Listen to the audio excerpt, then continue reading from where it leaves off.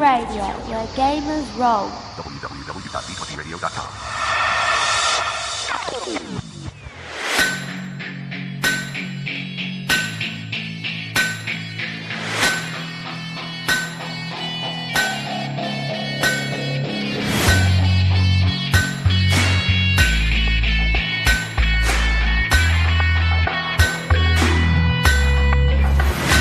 Welcome to The Forge. Hello, Gamer Nation, and welcome to The Forge, a Genesys RPG podcast covering everything that you need to know about the latest and greatest on Fantasy Flight Games' Genesys Foundry, and of course, the Genesys role-playing game itself. I'm your host, GM Hooley. Now, this episode, we have a topic like no other, one that we get asked about a lot, and it's always a hot topic on social media, with more questions than a Brexit Q&A session. Now, if you guessed magic, you are absolutely right as we start our multi-part discussion about how to bring magic into your Genesys settings in very different and unique ways. Additionally, we'll be chatting with the creator of the Inquisition setting, Guillaume Tardif, and answering your games and rules questions, plus so much more. But before all that, I need a partner in crime, don't I? A cohort, a best man, a compadre, an assistant, a lieutenant of amazing magnitude, my best mate, and I can't think of any other analogies right now, but you know who I'm talking about. It's GM Chris. Chris, how's it going? I'm a lieutenant. I'm only a lieutenant. All right. Maybe you're a captain, a general. Is there anything? I want to be a commodore. Commodore, right? A Commodore. commodore. Commodore. I want to be a commodore. I'm a commodore. What is up, Gamer Nation? And GM Chris here. Yeah, man. I'm good, man. I'm good. I'm just excited for the show. We got. I'm sorry, guys. We got a long show. It's gonna be a long show. So get comfortable. Or get used to the pause button. That's as I keep telling people. So, oh man! All right. Well, do you want to get into this madness? Absolutely, and let's start it off by talking news and announcements by Stoking the Fire. Stoking the Fire. And welcome to Stoking the Fire, a segment dedicated to letting you know all there is to know about the releases from the Genesys Foundry and the Genesys role-playing game. But first, Chris, would you like to take us through the D20 Radio podcast of the week? Ooh, yes, I would. All right, Gamer Nation. If you love Dungeons & Dragons and you love to listen to a bunch of Australians playing role-playing games, even more than you love Dungeons & Dragons, then you must listen to the Shared Sagas podcast. In their latest episode, the Stillwater Irregulars interview some peculiar characters, discover the wonders of ill-designed magical devices, and tip their hat to a famous Faerun face. Embroiled in an investigation of a terrible tragedy in the midst of Waterdeepian intrigue, our heroes start to get a sense of just how deep this rabbit hole goes. So join GM Tom and his crew of Ben, Mark, Nadia, Nick, and Sam, and don't miss this seminal chapter of Shared Sagas. And you guys can find Shared Sagas podcast and more amazing shows of gaming and geekery goodness over at D20Radio.com. Now, look, I know that they are fellow Australians, but those guys are extremely funny, and Nadia and Tom are just amazing people. I've spent a little bit of time talking to them just online, but you know, they're great. I love that podcast. I can't get enough of it. So yeah, definitely listen to that. It's a really good show. I'm proud to have them on the network. Yeah, indeed. So, Chris, we've got some interesting news from FFG this week. Yeah, we sure do. Earlier this week, FFG announced the first of their Spotlight series, finally, with an article on, no one was surprised, Ready Fight. The unarmed compliment supplement for the Genesys role-playing game by friend of the podcast and all-around swanky dude, Mr. Keith Cathell. This was followed by a précis of the supplement, including a breakdown of the way Keith tackled a number of rules related issues created when splitting up two brawl skills, and mentioned these techniques, equipment, other elements of the product, all cool stuff that honestly we've already talked with Keith about on this show our very first episode. Yep. So that was cool. But congrats, Keith. You deserve the recognition, man. It truly is a phenomenal product. Yeah, I absolutely love it. Keith has done an amazing job. And you know, some of the unique things, Sam mentions it in the article itself.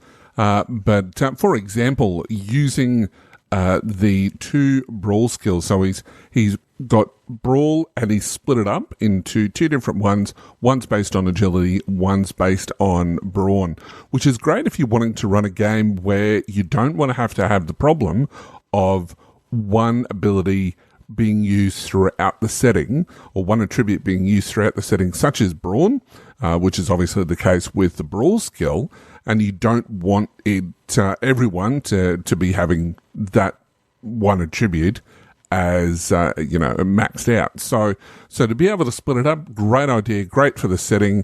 Well done, Keith. It's an amazing supplement. So congratulations from us.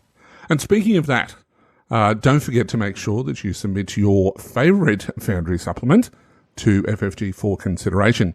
Now, what this means is at the end of the month, FFG collate the results, and the most popular gets reviewed by the RPG team at FFG and offered up to the masses in their Foundry Spotlight series of articles on the official FFG website.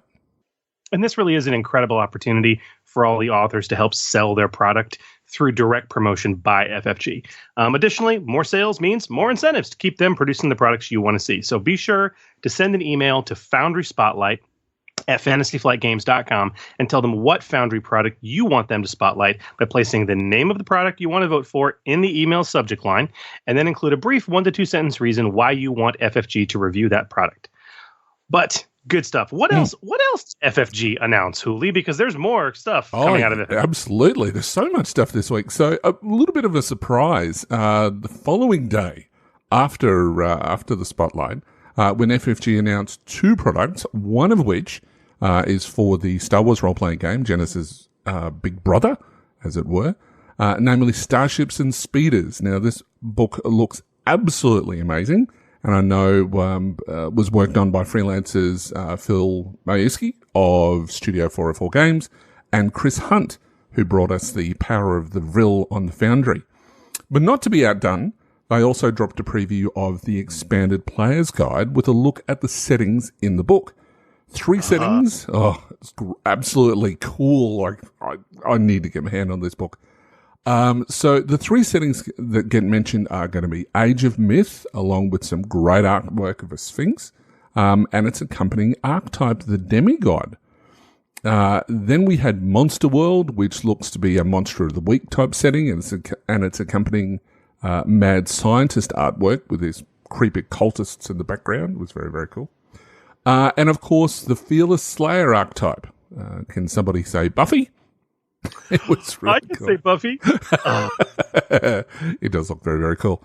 And finally, they previewed the post-apocalyptic setting and its accompanying Survivor archetype, which seems to be the talk of the town in recent times. Yeah, it does. They also previewed some equipment, specifically weapons for use in these settings. And of course, for the post-apocalyptic setting, they have the nail bat. Negan, love it. It's absolutely fantastic. I can't wait for this product to come out. I adore it. And actually, if you pre-order it on FFG's website, at least at the time, you would actually get a special bonus set of cards that came with it. Or actually, no, I'm thinking of the GM screen, aren't I? No. According to the FFG website, that it is the expanded player's guide. Okay, so, there you go. Yeah, because I know that a number of us Australians have got together, banded our resources, and pre-ordered them so that we could get those cards. Because the postage to Australia is we might as well be paying an arm each. So, so it's a bit crazy. Yeah, I'm kidding. So yeah. So, Chris, what's on the Foundry this week? Unfortunately, absolutely nothing. Well, that's not terribly surprising, I guess, considering the post-launch glut of content that we've been getting, and the upcoming holiday months. Things are obviously going to slow down a little bit as we head into Christmas. I guess you're right. But I wanted to gush over new stuff. Well, you know what? Maybe I can gush over the old stuff. And so can you, listeners, simply by perusing the great Genesys Foundry content over at drivethroughrpg.com by searching using the words Genesys Foundry. And rest assured there is other stuff coming from Keith Capel and Studio 404 in particular. But we also know, just from the interviews that we've conducted on the show, that people like Sterling Hershey and John Dunn do have other items in the work. Plus, Chris and I have some stuff in the work as well. So don't panic. Good things come to those who wait. All right. So speaking of good things coming, Hooli, before we get to the main topic of tonight's show, should we break out the rule books for a little look at some talent action? Absolutely. We've got a little segment just for that, and we call that die casting. Die casting. Forge Podcast is all about bringing new creations to the table, and the Genesys RPG provides us all with a powerful set of tools to do so, specifically through skills and talents. The diecasting segment is our segment about closely examining individual skills, individual talents, and how they relate to the creations you craft. Now, last episode, we talked about the application of the discipline skill, but tonight, we're going to turn our focus back to talents. Absolutely, we are. And it's a topic that has been requested by a friend of the podcast, Phil Majewski, better known as GM Phil, who would like us to discuss the Tier 2 talent basic military training from the core rulebook and the creation of talents that grant career skills. So the listing of basic military training is actually on page 75 of the Genesys core rules. And there it states it's a passive, non-ranked talent, provides your character with the athletics, ranged heavy, and resilience skills as career skills. That's pretty good. 3 skills to add to your career skill list. So what does that mean, Hooli? So what this means is that in the short term, not a lot. But, I mean, you get 3 career skills above and beyond the 8 career skills that you've just gotten as part of character creation. In the long term, across the life of those 3 skills, you can end up with a total saving of around about 75 XP, providing obviously that you have no ranks in any of those skills to begin with. Now, there are some things with this talent, though, that really stand out. The first thing is that the talent has a second paragraph, which says that the talent should be used in the Weird War setting. Now, does this mean that that's all that it should be used for? Look, I think the committee's out on that one. But something to point out here is that basic military training is not the only talent that does this. And if we look at the Shadows of the Beanstalk setting, we see that it has a total of 7 Tier 1 talents that provide at least 1 skill or an option for 1 or 2 skills chosen as a career skill. Right. But that's not the only setting book that does that either. Realms of Terranoth also covers this in several talents at both Tier 1 and Tier 2. But all of them do things slightly differently. And that, ladies and gents, is what we are going to talk about now. These career skill talents overall. So let's first look at the different ways that each of these career skill talents handle this process. Because they all are very unique and can make for some really interesting talents for your individual or unique settings.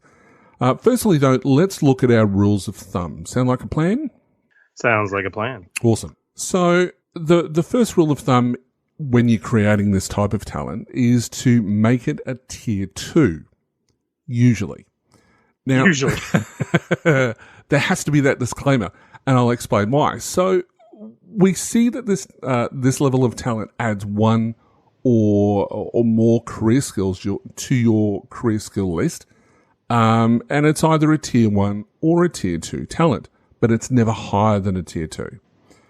Furthermore, the examples where we see these talents as Tier 1, when they exist, they only grant a single skill or a choice of 2 or 3 skills, but it's only a single skill that you can choose. And if it grants more skills, it's always costed as a Tier 2 talent. Always. So thus our first rule of thumb is make it Tier 2 usually. I mean, and Julio, I know we'll get to this at the end, especially with some of the discussion we're going to have around some of the custom talents we've created for this. But if you're going to offer more than 1 skill, make it a Tier 2. Yep. Now, the second rule of thumb is, and this is kind of a nebulous one, but it's extremely important, perhaps one of the most important when you're costing out a talent like this, combat and magic skills rate higher. In other words, combat skills, magic skills, they need to be more costly than other skills in this kind of talent.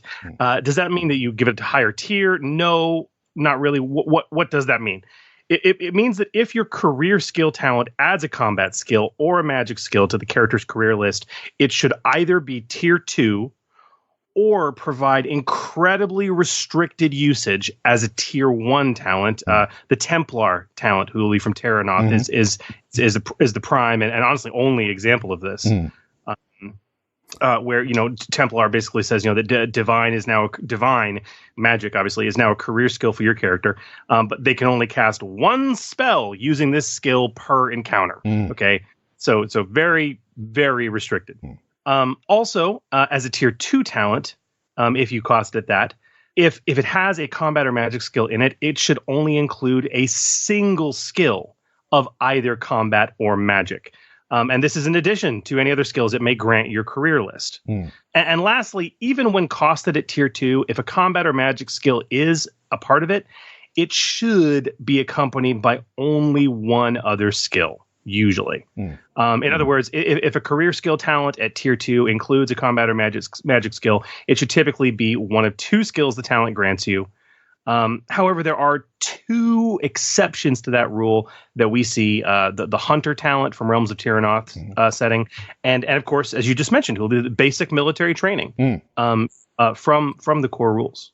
Now, I'm a little bit confused as to why they aren't tier 3, but I'm going to suggest that it's probably as a result of playtesting.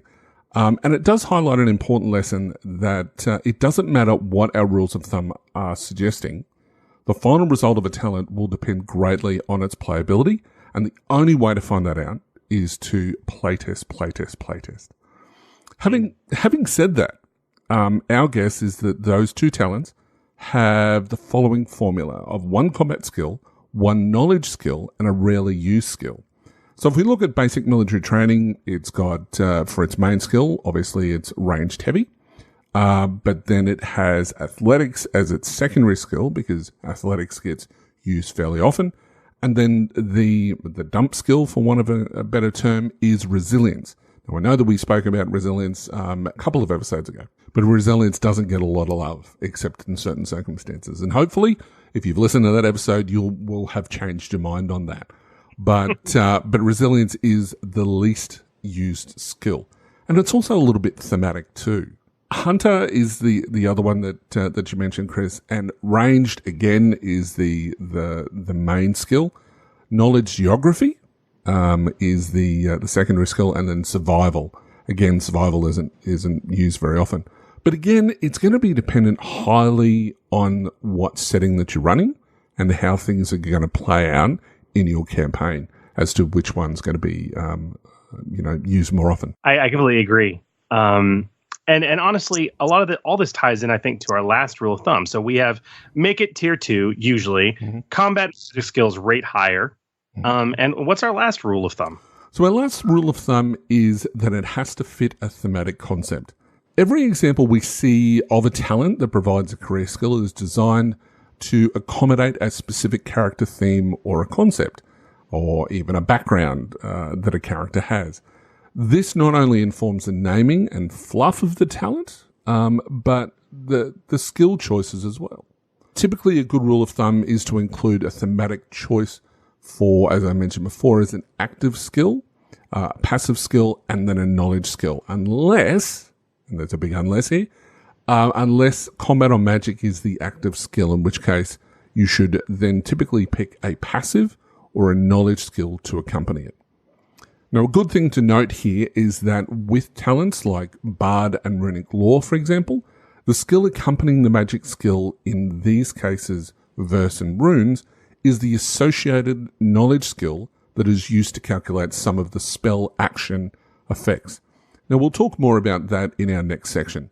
But to highlight that, on page 115, for example, in the Realms of Terranoth, we see that both the runes and verse magic skills use knowledge lore to power their abilities.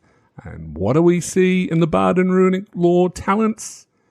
Knowledge lore is the second skill you get as the career skill. So it's very, very linked mechanically as well as thematically. Yeah. I think it's worthwhile to maybe quickly go over, if people are looking for examples of these kinds of talents they can find in the published materials so far. Yep. We've obviously talked about the one talent that's available already in the core book, right? Which is the impetus of Phil's question. As we've said, we see several of these talents not only in Realms of Terranoth, but also in Shadow of the Beanstalk. So Terranoth actually came out first, and we see that there's 6 of these talents that are there. One of them is tier 1, which we just talked about previously. That's Templar, and it gives you simply access to Divine and Divine only, and you can only use it once, to cast a spell. That's it, per encounter. The rest are all tier 2. We have what? We have Adventurer, which gives you 2 skills only, athletics and knowledge adventuring. We got Bard, which gives you knowledge, lore, and verse. Okay. We have Hunter, which gives you knowledge, geography, range, and survival. We talked about that one, a bit of an odd man out. Yep. Runic lore, which you just mentioned also as well, with Bard, which gives you knowledge, lore, and runes. And then we have the interesting and I think well-costed and very thematic, well-traveled, which gives you knowledge, geography, negotiation, and vigilance. 3 very disparate skill choices that don't seem to go together on face until you put them into that theme. Yeah. And again, that's where that theme can really draw it together for an appropriate skill choice set. Now, one thing that I am going to mention is Templar. There has been a lot of talk recently on the Genesys community group about Templar and how it actually works and whether it's even worth the 5 XP, especially if you're wanting to start off with that. And, people are saying that, well, why don't you just choose a career that has a divine skill already in it? And I think it boils down to this. It's going to be dependent on what the setting is, because you may not have any real clerics out there, for want of a better term. But it may also be what sort of a character concept you want to go for. If you wanting to have someone who's really good at combat, like the warrior, but you still want to have that little bit of, divine skill and you want to create a paladin type, the Templar talent for only 5 XP is well worth it. Because especially it can represent lay on hands, it can represent, buffing for blesses and things like that as well, that, a paladin is only going to do once per encounter anyway. So, I think that people are probably not necessarily looking at Templar in the way that they should. Because I find that it's an extremely good talent and it's really cheap to get access to a magic skill. And as I even mentioned on the boards themselves, that Templar is one of those ones that is just begging to be added to with, there's already improved Templar, that I would love to see other things like lay on hands as its own ability, that you have to have Templar and create these trees, because I think that will work really, really well if you've got players that are only wanting to play D&D and you're trying to bring them across to Genesys. You want to make that transition as easy as possible. And if you can bring in things like talents that they can relate to, it's going to make that transition that much easier. I don't know. What do you think, Chris? Oh, I absolutely agree. I think Templar is well costed and very useful. I've seen it used as a killer talent in a couple ways. The most common is you have the warrior who takes Templar, and in combat, the first thing they do is basically bless themselves. Yeah. They use it to cast Augment on themselves at incredibly reduced difficulty because they're casting it on themselves. So it's not like they need to add a whole bunch of extra additional effects to it. And then boom, they tear ass into combat with an extra green die in their pools. So that's wicked awesome. Yep. The other way I've seen it used is actually interestingly enough with arcane or runic casters, who are typically glass cannons.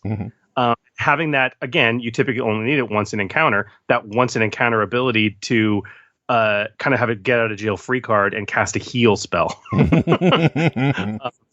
is extremely nice. Yeah. So, I mean, even if you've got like an arcane person who's just got the arcane skill, just to have that additional option of the other range of skills that you've missed out on because arcane doesn't have everything in it. You kind of double dipping, and for 5 XP, well worth it. Yeah, I completely agree.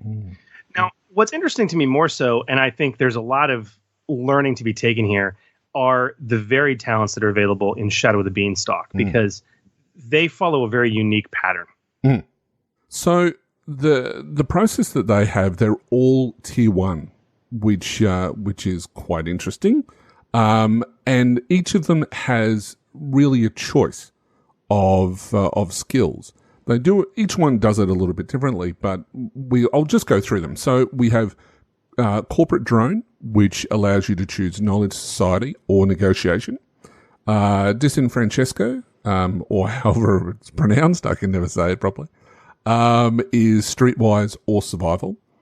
Former Professor is choose 1 knowledge skill. Trimath Contact is choose Melee or Skullduggery, which is kind of cool. Union Member is choose Athletics, Mechanics, or Operating. So you've got a choice of 3 skills, but you only ever get 1. World War Vet, you get Ranged Heavy or Resilience. And then Years on the Force is Perception or Range Light. All of those are great, especially if you're taking careers that don't have, especially those last 2, World War Vet and Years on the Force. If you've taken a career that doesn't have ranged weaponry on their list, it's a great way to just dip into it. Additionally, each one of these talents has a special favor effect. Now, for those who don't have Shadow of the Beanstalk, favors are very similar. If you've played Star Wars, it's very, very similar to obligation. In my opinion, it actually works a little bit better than obligation, because you don't have the whole notion of rolling dice at the start of every session. So it makes it a little bit more freeform for you, but allows them to have a direct connection to the setting as well, because they have to link into one of the different factions that exist within the setting. And for that, at the start of every session, or I think it's once per session, isn't it, Chris? I believe so, yes. What they can do is that they can get a small favor at no cost. And that just allows them to link into the story that little bit better, and link into the setting. So, really, really handy. And it's not sort of overly powerful, but characters can have it right from tier 1, which means if they've got 5 XP left over, after character creation, they can throw one of those in there, link them directly into the story, and then they also get this career skill, to give them a boost as well. So, really unique way of doing it, but in my opinion, fantastic game design. Yeah, I love the fact that it adds the favor in, because it's so wonderfully specific to the setting. But additionally, the fact that it really is the epitome of the idea of having thematically focused talents, where it really is it's like taking this talent is a mechanical representation of the background or faction status your character has. And I absolutely love that. So, okay, Hooli, let us take all this knowledge, this advice, these examples. Yep. Now let's put it to task, man. Let's create some talents, as we've started to do, as we like to do. Hooli and I both have taken our stab at putting these rules of thumb into play, with some brand new talents to Genesys, straight from our brain to your playtesting table. Would you like to go first, my good friend? I certainly can. Awesome. So obviously, my favorite setting of all time is Star Wars. And I have an absolute love for science fiction and space opera role-playing settings. So I kind of let that love and passion inform my design here. And I don't think I need to explain the thematic idea too much, but my talent is called Space Legs. Right. It is a tier 2 activation passive, obviously ranked not, as these talents are not ranked. And description, your character gains astrocartography and gunnery as career skills. That's it. As for why I designed it this way, I love the idea of a tier 2 talent that can be taken by any career in a sci-fi or space opera setting to represent their familiarity or their background or their history in a setting with starfighters. They're not necessarily pilots. And that's the whole point of this is they have space legs, but they're not pilots, right? Anyone who wants to be an experienced pilot, they're typically going to take a career as appropriate. But the idea is that these kinds of people would know their way around the support roles on a starship. And having that ability to slip into a gunner's chair or get to a computer or a comm station and plot something. Very worthwhile. And obviously with 2 skills added, one of them being a combat skill, I decided to cost this at tier 2 with no special benefits. Right. And while the best rule of thumb, as we said before, for a tier 2 that grants a combat skill is to pair it with a knowledge skill usually, for me, astrocartography is still in the same vein. And quite frankly, equally limited in its regular use. So, it made good sense to me. That's space legs. That's cool. Using astrocartography it's kind of in the same sort of vein as using mechanics. It's still an intellect-based skill, but you're not always using it to fix something. It's or work out something as per the knowledge skills, or to know a particular fact. You can default to those skills as well. So yeah, that's cool. I like it. So for mine, I went a little bit piratey, as I do. For me, I wanted to try and mess around a little bit with the tier 1 aspect, because I really, really like some of the talents that we see in Shadow of the Beanstalk, as I keep on giving it an S. But anyway, so what I decided to create was Able Deckhand.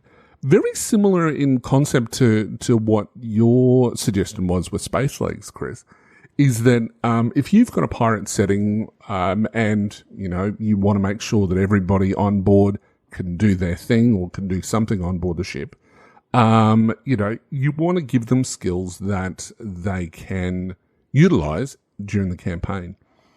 With Able Deckhand, tier 1,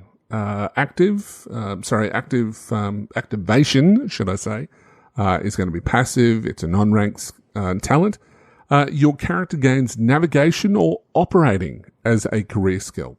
In addition, once per session, your character may add 2 boost die to any assist maneuver performing to repair a ship they are traveling on instead of the regular single boost die.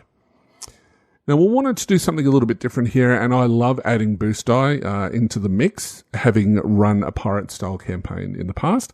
I know that many PCs lack those skills, as I mentioned before, to help run the ship should the captain, for example, be incapacitated or killed. In my opinion, this talent closes that gap, but it's fun to have in a pirate setting. Looking at it technically, though, the boost provided is very specific and may not come up at all during the session, but when it does, it can be handy. Couple that with some boost from a leadership check from another PC, and basically it's a boost-a-thon.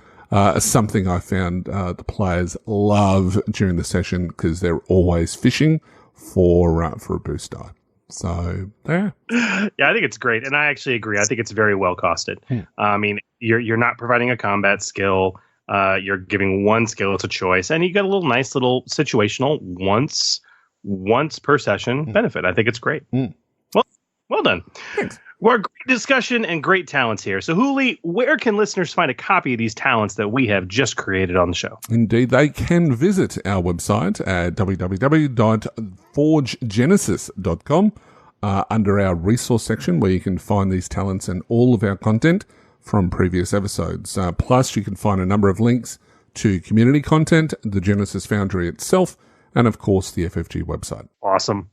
And listeners, if you have something you'd like us to talk about on the show, a talent, a skill, or any other game mechanic you'd like to know more about, please send us a message on any of our social media platforms or shoot us off an email, Forge Genesis at d20radio.com. So, Hooli, I think it is time to fire up the bellows and increase the heat so we can get on to discussing a topic that I cannot wait to talk about. I've been ramped on this for 2 weeks. I'm not saying I'm nervous, but is it really that time? It's that time. It is time to fire up the furnace. The Furnace. And welcome to The Furnace, the segment where we take a deep dive into a topic concerning custom creations using the Genesys role-playing game. And tonight we're going to tackle a topic that will take us much longer than a single episode to discuss. And amongst experienced players and GMs, it is often considered as one of the most enjoyable parts of the system to use and play with. But ironically, among the inexperienced, it's often regarded as confusing or the most difficult part of the system to play, which honestly could not be further from the truth. You're right.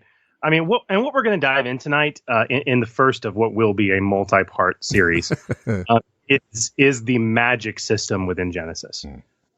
First introduced as an optional rule set in the core rulebook and then expanded heavily upon in Realms of Tyranoth, the magic system in Genesys is a bold new take on representing mystical and magical powers in a role-playing game that sits very much in stark contrast to nearly every other system that has come before it.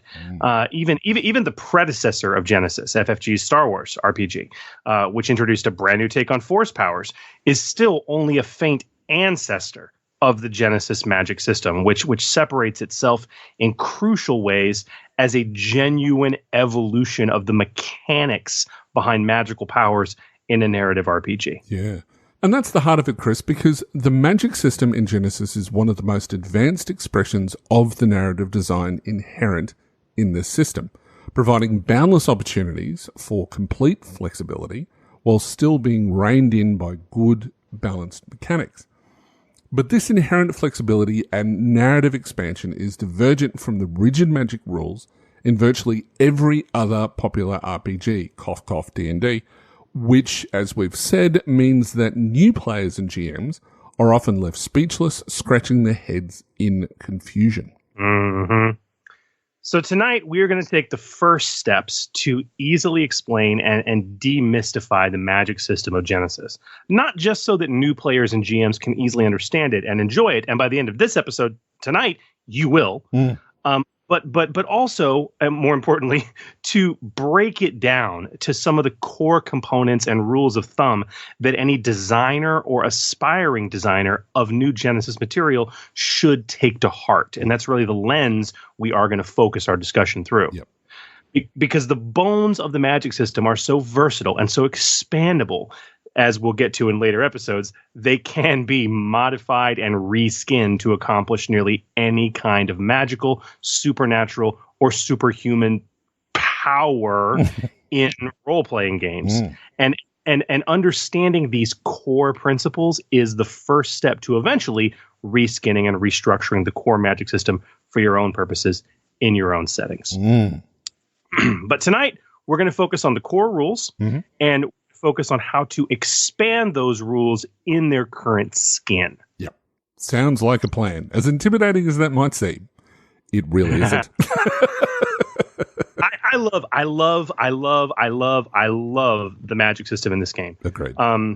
Once I understood it, I became infatuated with it. I think it's the greatest part of the system.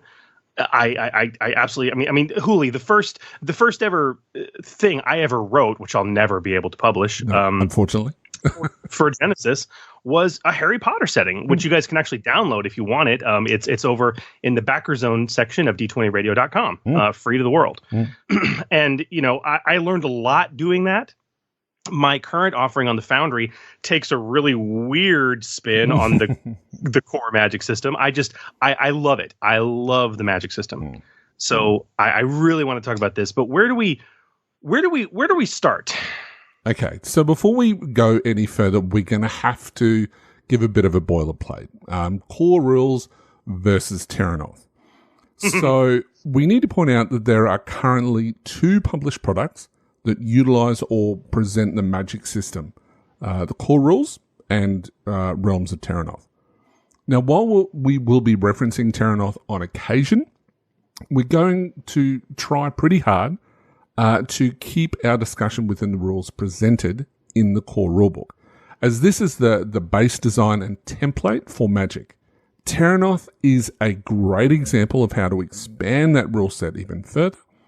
But the only thing to consider is that we may need to revisit some of this discussion once the expanded player guide arrives, since we know from the FFG website, with their example spell cards available to people who pre-order, as we mentioned before, that they have some new spell effects being added to the game, namely Mask, Predict, and Transform. Now, what these spells will do exactly, we're just going to have to speculate for the moment, but we'll discuss that at a later stage. So we'll just move that aside for the moment, and we'll just focus on the core rules of Magic. I like it. I like it. So let's start with the core rules of Magic here. This is the focus of our discussion tonight, and as we tackle this topic in a simple but roundabout way, we're going to dive into the core rules. But at the same time, as we alluded to earlier, we're going to be highlighting as we go some of the learnings or our particular quote unquote rules of thumb when it comes to the Magic mechanics. And don't worry, we will summarize them all at the end because there's a lot. Yeah. Our goal in this discussion is to really talk about those core rules in the context of peeling apart the layers of design, really focusing our lens on the mechanics behind everything and why things work the way they do, so that we can really explain them to you all in a way that speaks to designers and to game masters. And I think there's something that we have to mention as well for people who only play or want to play Genesys. Don't be intimidated or feel left behind by many of the processes that we'll be discussing during this segment. Yes, it's true that we'll be dissecting Magic in Genesys and taking a solid look behind the curtain. But our intention is to tackle it in a very step-by-step process to make the information we provide useful for anyone. And that includes players, not just GMs, and those wishing to create material for submission to the Foundry. So where does it start, Hooli? When we're talking and when you're trying to explain to a brand newbie the core rules of mechanic, where do you start? At the beginning, because it's a very good place to start. A bit of a song in that. Interestingly, we've found that the easiest way to explain the Genesys Magic system to someone is to actually start at the very end, in actual fact, which goes against the song, or with the effects. So in other words, the spells. Let's look at the basic spells. So casting a spell costs an action and, which is very important, 2 strain. Mm-hmm. So why is the 2 strain important? There's a lot of discussion around that. Yeah, there is. And look, I'll be honest and say that up until recently, I haven't done a lot of Magic use. I've done it obviously in some live play that I've done previously on the dice pool, but I've really started getting into a campaign at the moment where Magic is being used a lot more. And it's really interesting to see on the table. If you've never seen it, give it a try, because on paper, it just looks like, wow, it's like 2 strain, that's nothing. If you look at it just on paper, that may be true, but in play, when you start having to power spells with advantages, you're just not getting strain back the way that you want to, because all of that's being tied up and chewed up with powering the abilities of the spells, and it really gives the sensation of, that there is a limit to the casting. Mechanically, it also allows balance in-game. Now, the rules are all, they talk about Magic not being able to solve everything. And so the system is accounting for that by placing this finite limit on spells by costing strain. Additionally, using Magic is seen in many mediums. If you look into any sort of stories where Magic is involved, we see that casting Magic is exhausting. So this the fact that strain represents your exhaustion levels, it then becomes thematically appropriate. Yeah, the idea of spending personal energy to to cast a spell is super thematic. But I learned this, to your earlier point, Hooli, I learned this so hard when designing and then playtesting the heck out of my Harry Potter setting, how important that 2-strain cost is. Because you don't have spell slots in this game. No. You can cast a spell whenever you feel like it. If you have the strain, you can do it. You can spam spells all the live long day. But 2 strain per casting adds up. And as we'll get to, not in this episode, unfortunately, but in later episodes, there are very specific rules around how threat and despair are spent for magic checks specifically, which means that if you generate threat, you will be adding on even more strain than you would if it was a combat check. So I mean, in early versions of my playtesting for Harry Potter, you had players that thought they knew what they were doing and they didn't realize how badly they needed to start conserving their strain. We had people dropping in the second round of combat. and to be fair, those are 6 PCs in a party that all they do is cast spells. There's like very little else there. They're all spellcasters, and that's what they do. That's what you do in Harry Potter. And so, but the players had to learn very quickly that, oh my gosh, I really have to conserve strain. So it matters. Okay, so a spell costs an action and 2 strain when you do it. Okay. All right. So, Chris, what is a spell?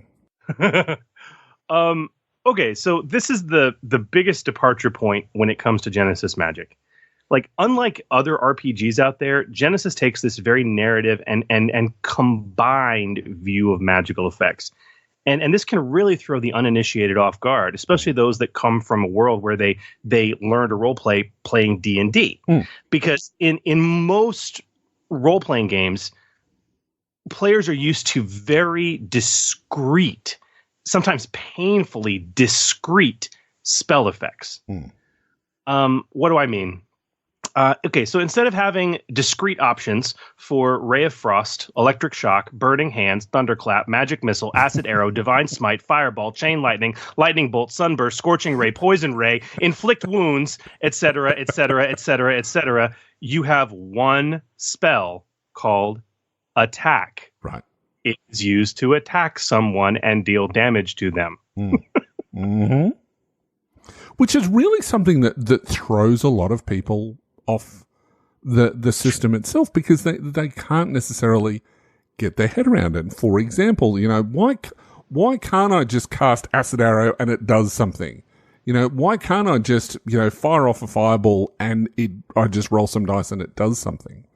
These are the questions that come up constantly by players who, and anyone really, who is wanting to get into Genesys, so yeah. And the answer to that question is you can do that. It's we'll get there. But honestly, Hooli, all of this discussion around how spells work in Genesys leads us to our first magic rule of thumb. And that is that a spell should cover a specific but broad effect. Yes. So the best way to think about this is that a spell is a game mechanic that affects a character or an object in a certain broad way. To put it more succinctly, I guess it can be something that damages something, it protects something, it buffs something, it can debuff something. It can heal something, and it can create a new something, etc., etc. So think about spells in these kind of large, broad, sweeping effects. Yes, you can get very, very specific with specific special effects within the spells, but don't worry about that right now.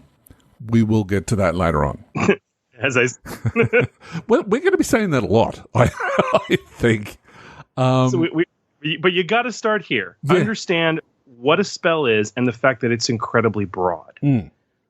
Additionally, that broad effect of a spell should typically have extremely broad uses in narrative encounters out of combat and more detailed, or I should say restricted, generic effects while within a structured encounter. This is another thing that often throws people off, because in a game like, for example, Dungeons and Dragons, it's like, nope, this is what the spell does. Doesn't matter whether you're in an encounter, out of an encounter. It doesn't matter whether you're asleep. It doesn't matter. It doesn't matter. This is the precise thing the spell does. Genesys being a very narrative system, these broad spells and these spell types have narrative uses that are equally broad when you're outside of combat. And those narrative uses can and should be very broad. But when you're talking about a structured encounter, those uses should be mechanically specific and also extremely basic. Because that kind of, without that basic level of use, it's going to slow down combat. And this is the reason why that some products like the spell cards that you can get on the Foundry, that they are very, very useful because ahead of schedule, you can work out the difficulty of a spell. So if you want to have a, spell book that, you can have that and just go, right, I'm going to, when it comes up to, when you think you want to act in the round, you can just go, right, I'm going to cast this spell that you've named and you've given a really cool description. But it's very, very simple. Very, very simple. And this leads us to magical rule of thumb number 2. Which is a spell effect in a structured encounter should be limited, specific, and very basic in its effect and difficulty. The best way I like to think about this is asking myself, what is the simplest effect this spell should achieve? How difficult should that simplest effect be? And the answers to both those questions should provide the base structured encounter effect for the spell. Can it be more powerful? Absolutely, but we'll come to that. One of the things that I've found with playing with spells is that people get sort of a little bit too hung up on that they want it to have a specific. Again, I know that we're probably going to, throw a bit of dirt on D&D here, but it's because, and there are a lot of other systems that do it as well. Pathfinder, a whole heap of other systems that have a very, very specific mention of what a spell does. You've got to remove yourself away from that. And you've really got to look at, when it comes to a spell, what the intent of the spell is, rather than what school of thought it's from. So instead of it being, conjuration, or instead of it being, abjuration or whatever else, and you've got to work out what school it's from, work out what the intent is. So the other night when we were playing, I had a player who wanted to do the equivalent of Black Tentacles from Pathfinder. So for those at home who aren't familiar with Black Tentacles, the spell grapples creatures in its area of effect. It does other things as well, and it's a 4th level spell, so it's pretty powerful. Now, the first thing he said that he wanted to do was to summon it. So he wanted to use Conjure. But I had to ask what effect it was that he was going for. What was his intention? And his response was that all that he wanted to do was restrict this creature's movement that was attacking the rest of the party. And he basically wanted to stop it attacking. Now, that to me sounds like a curse. And when you look at the spell, that's exactly what it's doing. In fact, it has an effect which prevents the creature from attacking by staggering it. What you're describing there is you don't need to be going, well, is it a conjuration because it's tentacles? Is it this? No. You know what you want to do because you've looked at what the effect is that you want, and then you're just basing the difficulty, and the rest of it is purely narrative. You hit the nail on the head there in your wording, and this is what most people miss when they get into arguments around what spell could be what. Yep. It is about the intent of the effect on the target. Yep. Okay. It's like, well, I'm creating tentacles. Isn't that conjuration? I don't care if wait, what? I don't care. What are you trying to do to the target? Are you trying to harm them? No, I'm not trying. I mean, are you trying to deal damage? Yes. Okay. Well, great. Your attack. It's an attack spell. Yeah. Well, no, I'm just trying to bind them, to hinder them. Okay, great. You're trying to hinder the target without damaging it. That is curse. Okay. So that's the best way to think about it. And when we talk about these broad uses for spells, that's and as we'll get to in a moment, with the 8 spells that are presented in the core rules, that's how they're defined. They're defined by these broad effects they have on the target. All right. And to your earlier conversation, like I was weaned on it, so it took me a while to get away from it. I have grown to hate Vancian magic. And for those who don't know what that is, Vancian magic is it's based on the type. I forget what book series it was that Vance wrote, but he introduced in fantasy fiction the concept of basically, for lack of a better term, spell slots. Okay, where it's the 5-minute wizard basically. It's like, all right, so we got into a big fight. I blew my wad. Sorry guys, I'm useless the rest of the day. I need to sleep and recharge all my spells. Right. And later editions of other systems, like the most recent version of Dungeons and Dragons, even 4th edition actually took a stab at this, and Pathfinder, they've tried to ameliorate that somewhat by introducing very low level things that casters can quote unquote always do. But in Genesys, it's still much more broad. You can always do everything. It just costs you. Yep. Maybe it's time to bring this discussion into focus by talking about the 8 spell actions that are available in the core rules. So there's 8 spell actions which are detailed in the core rules. And again, we're going to leave what is coming in the Expanded Player's Guide for a later episode. But the 8 core spell actions that are there is Attack, Augment, Barrier, Conjure, Curse, Dispel, Heal, and Utility. Okay. Now, with these 8 spell actions, you can see how our rule of thumb applies. They're broadly categorized, and they're quite basic, with a single word indicating their general intent.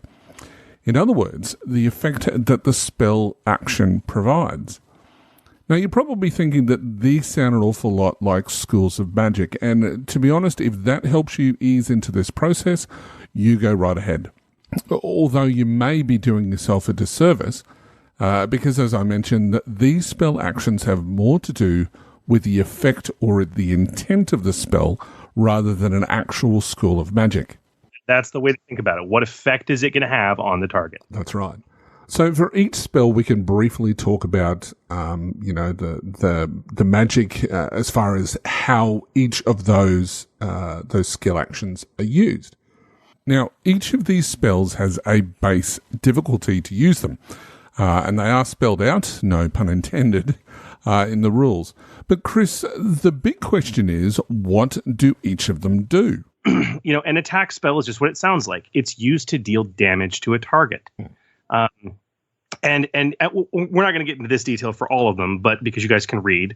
But the idea of bringing those 2 rules of thumb to bear that we talked about, where a spell should cover a specific but broad effect, and a spell effect in a structured encounter should be limited, specific, and very basic in its effect and difficulty.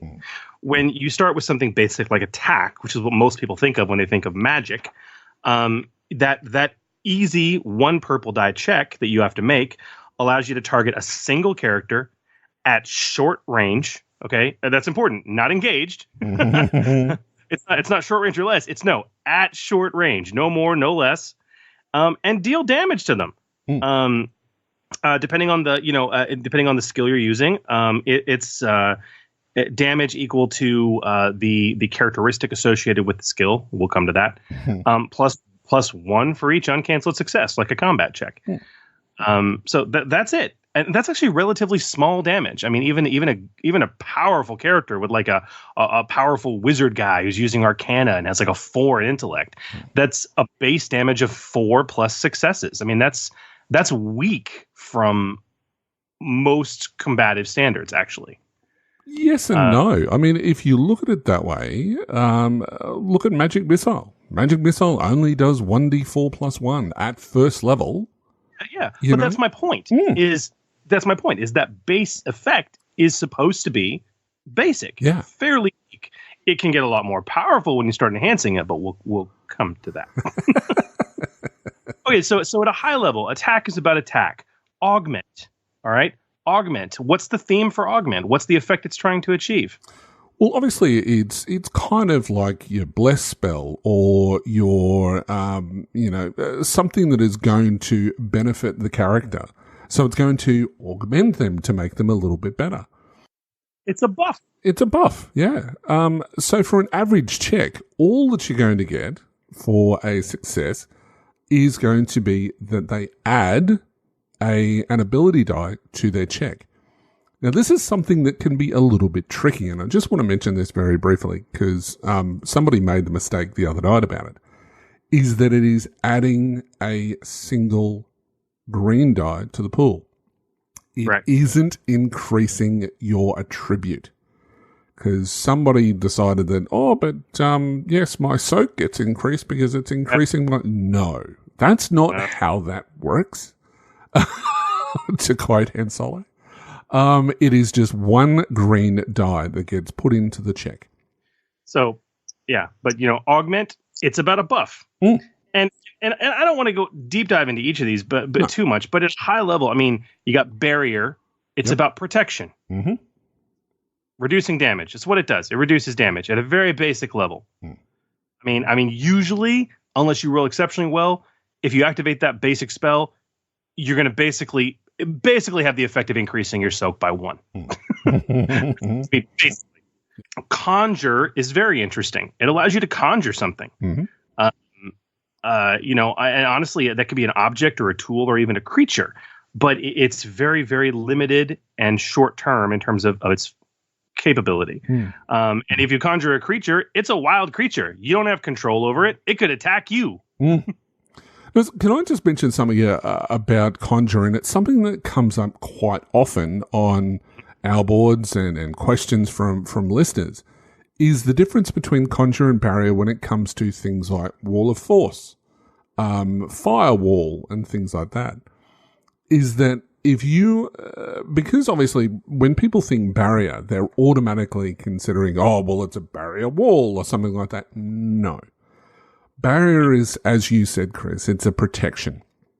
It's more about personal buffs so that you can increase your defense, increase your soak, as you mentioned before, as the basics. Conjure is when you're trying to create something that wasn't there in the first place.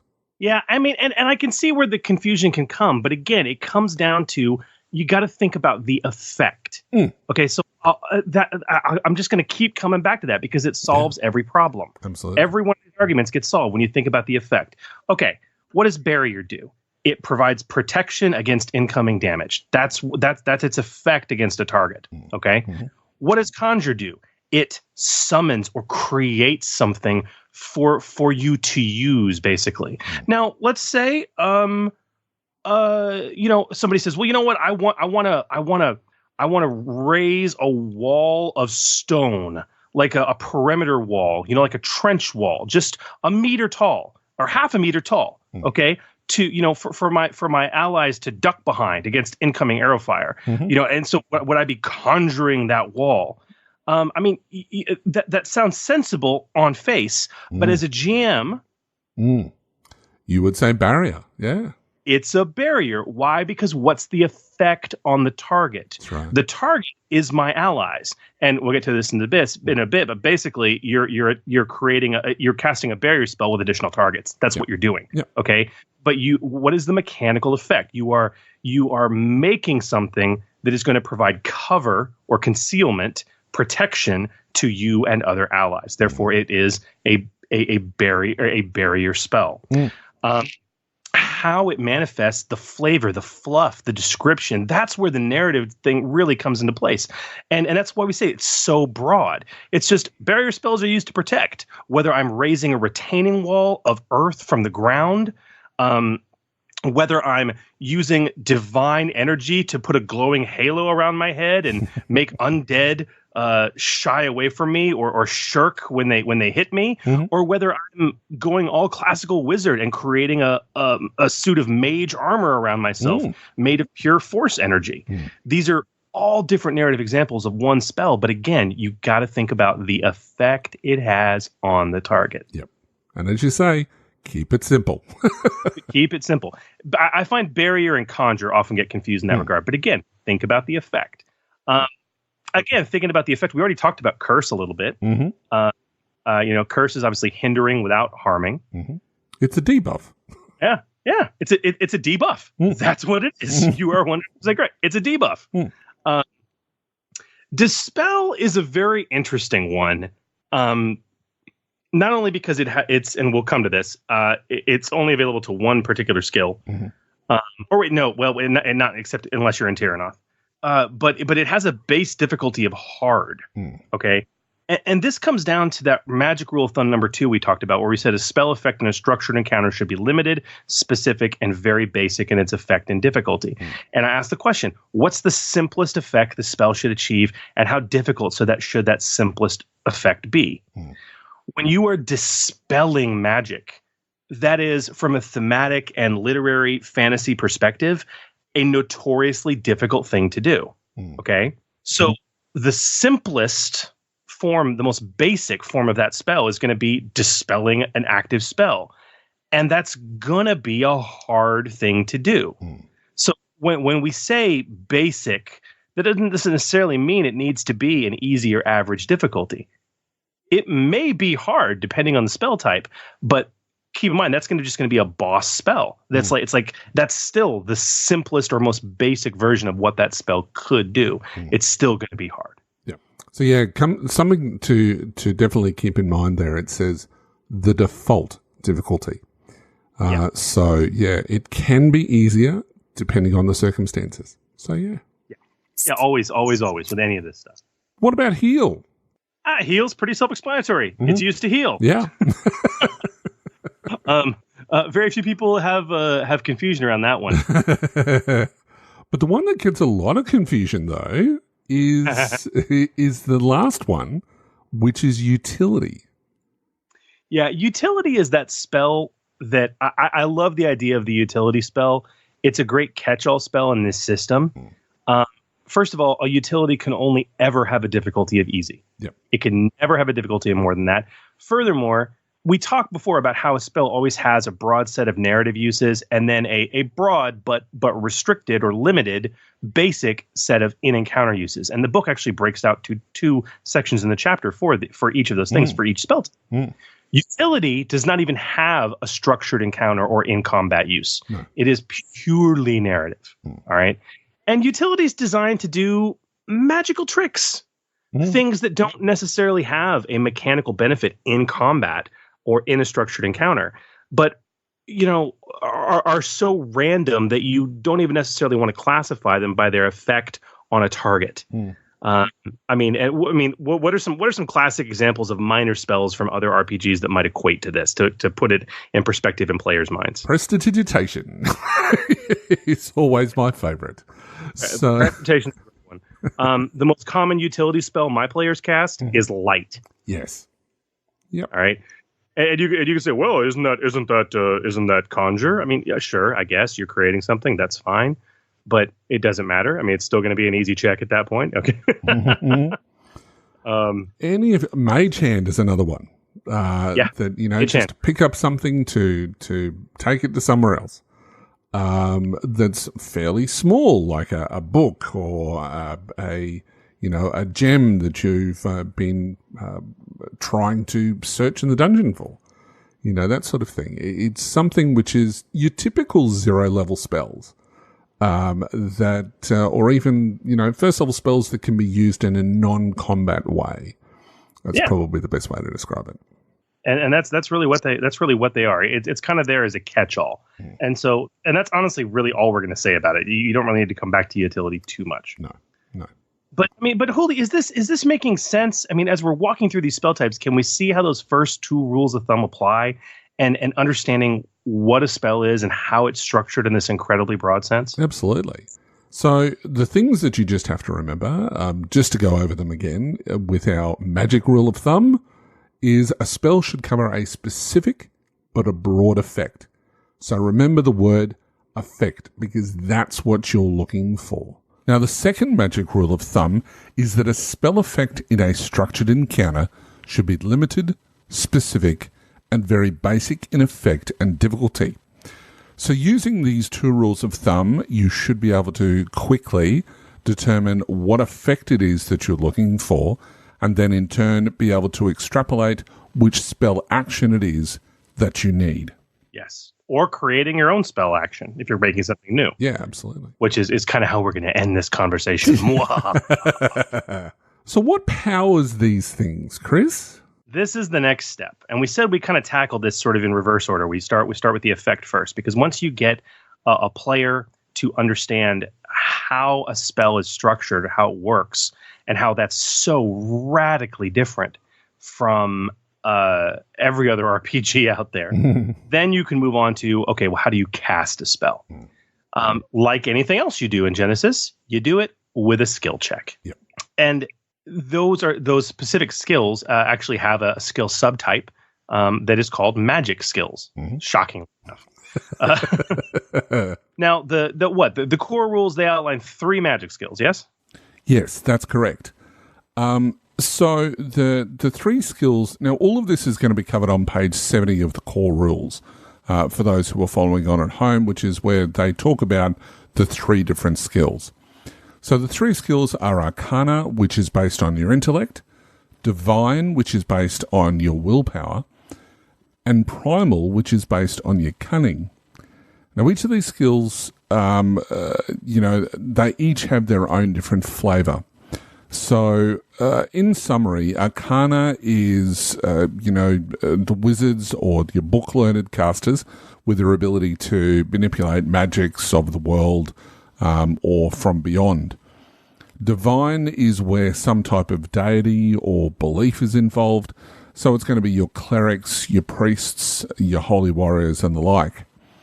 And then lastly, there is Primal, which represents your character's ability to tap into the natural world, or even perhaps themselves.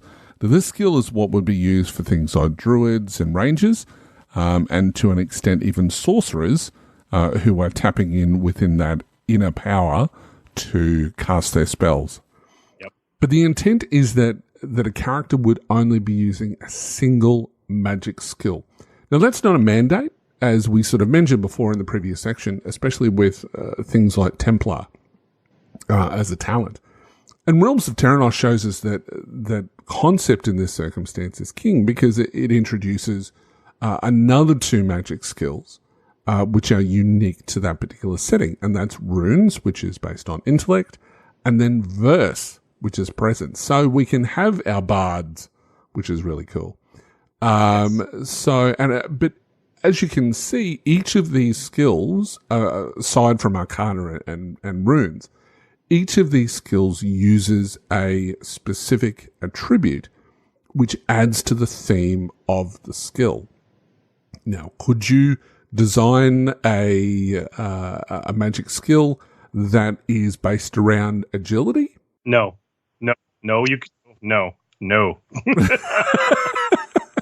That actually violates one of our rules of thumb, but right. We'll get there.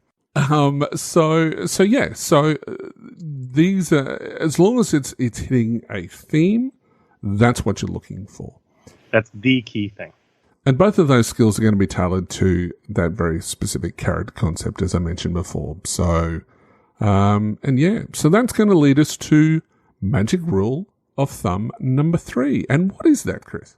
Magic skills should usually fit a theme or a concept. All right. So, Huli, you said it perfectly a moment ago, where you said, okay, Arcana with intellect, it's your mage, it's your wizard. Divine willpower, it's your cleric. Primal cunning, it's your druid. Okay, versus your bard. Runes is kind of an odd man out, but a very important archetype or trope in the rune-bound setting, okay, in Terranoth. The point is, though, when we talk about how a magic skill should fit with a theme or concept, this starts and ends with the characteristic associated with the magic skill. Intellect, willpower, cunning, presence. They each mean very different things, and this is the key deciding factor for you when you're thinking about the concept that a magic skill applies to. What other skills are going to be commonly used by that concept or that trope, and what characteristic do those skills likely key to, or most commonly key to? So, Huli, if I'm a wizard, I'm a bookworm. Yeah. I'm a knowledge monkey. Mm-hmm. It's about the power of my mind. Okay. Therefore, my magic skill is also based on that, on intellect. Mm. If I'm a priest or a cleric and I have divine magic at my disposal, I mean, the things that matter to me are another common skill associated with that type of character is discipline. Okay. Mm-hmm. Which is obviously willpower based. Mm. And then, of course, primal. Why is primal based on cunning? Because survival is based on cunning. And obviously, presence, no brainer for verse. Mm-hmm. I mean, we're talking about the bardic trope. And even in the Terranoth setting with runes and the Rune Master, they are bookworms the same way a wizard is. It's just a different flavor of bookworming. Mm. Now, Huli, as I said a bit ago, yes, there is a subset of this rule of thumb. Right. Okay.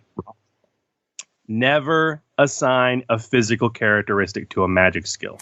Okay, so why is that? Okay, first of all, this rule of thumb, I have play tested. Actually, when I did my Aegis setting, which was a reskin, I play tested early concepts with this. Mm-hmm. It failed so hard. The reason is because that brawn and dexterity are used for combat skills. Right. And spells are also commonly used in combat. So in other words, you're double dipping. You're doing double duty. It makes brawn and agility way too powerful. Mm. So that's why. Mm-hmm. That's why. I don't want to say, I mean, I said never do it. I don't want to say never do it. I mean, it could be reasonable in, I guess, a weird setting, maybe. Mm.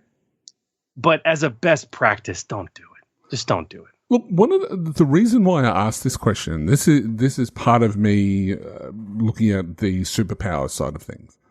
Yeah, is that for my concept when I was looking at doing the superhero system, is that I actually removed the skills completely from the equation, and instead I made the skills the effects. So I've made the skill the spell actions. So if you've got someone who is, I'll use Johnny Storm as an example, that Johnny Storm is obviously very agility based because he's a bit of a flyer, he's acrobatic, he's, that's his thing. That he's firing off fire blasts, all the time. So I looked at, okay, so when you choose what it is that you're going to have for your power, that you can choose what attribute that actually gets attached to. But we're saying basically that's not necessarily the way to do it. Well, okay, no, you're talking about a reskin. That is true. Different. Wait for it. When I say wait for it, I mean not even this episode. I'm talking about core magic. Right. Okay. And that's what these rules of thumb are for. They are for core magic and also expanding those core magic. Right.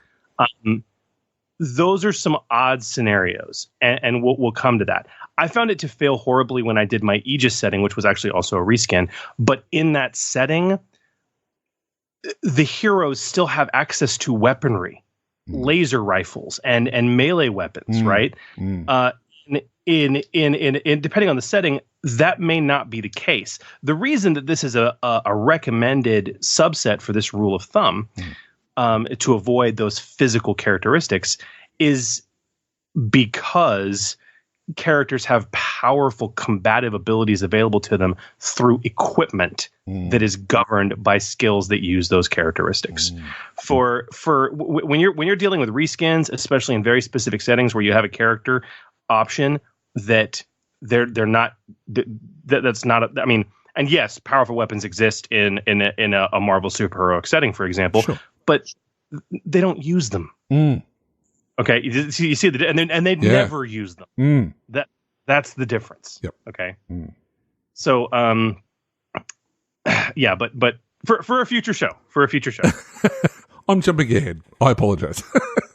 So yeah, magic rule of thumb number 3, though, and the most important thing, magic skills should usually fit a theme or a concept.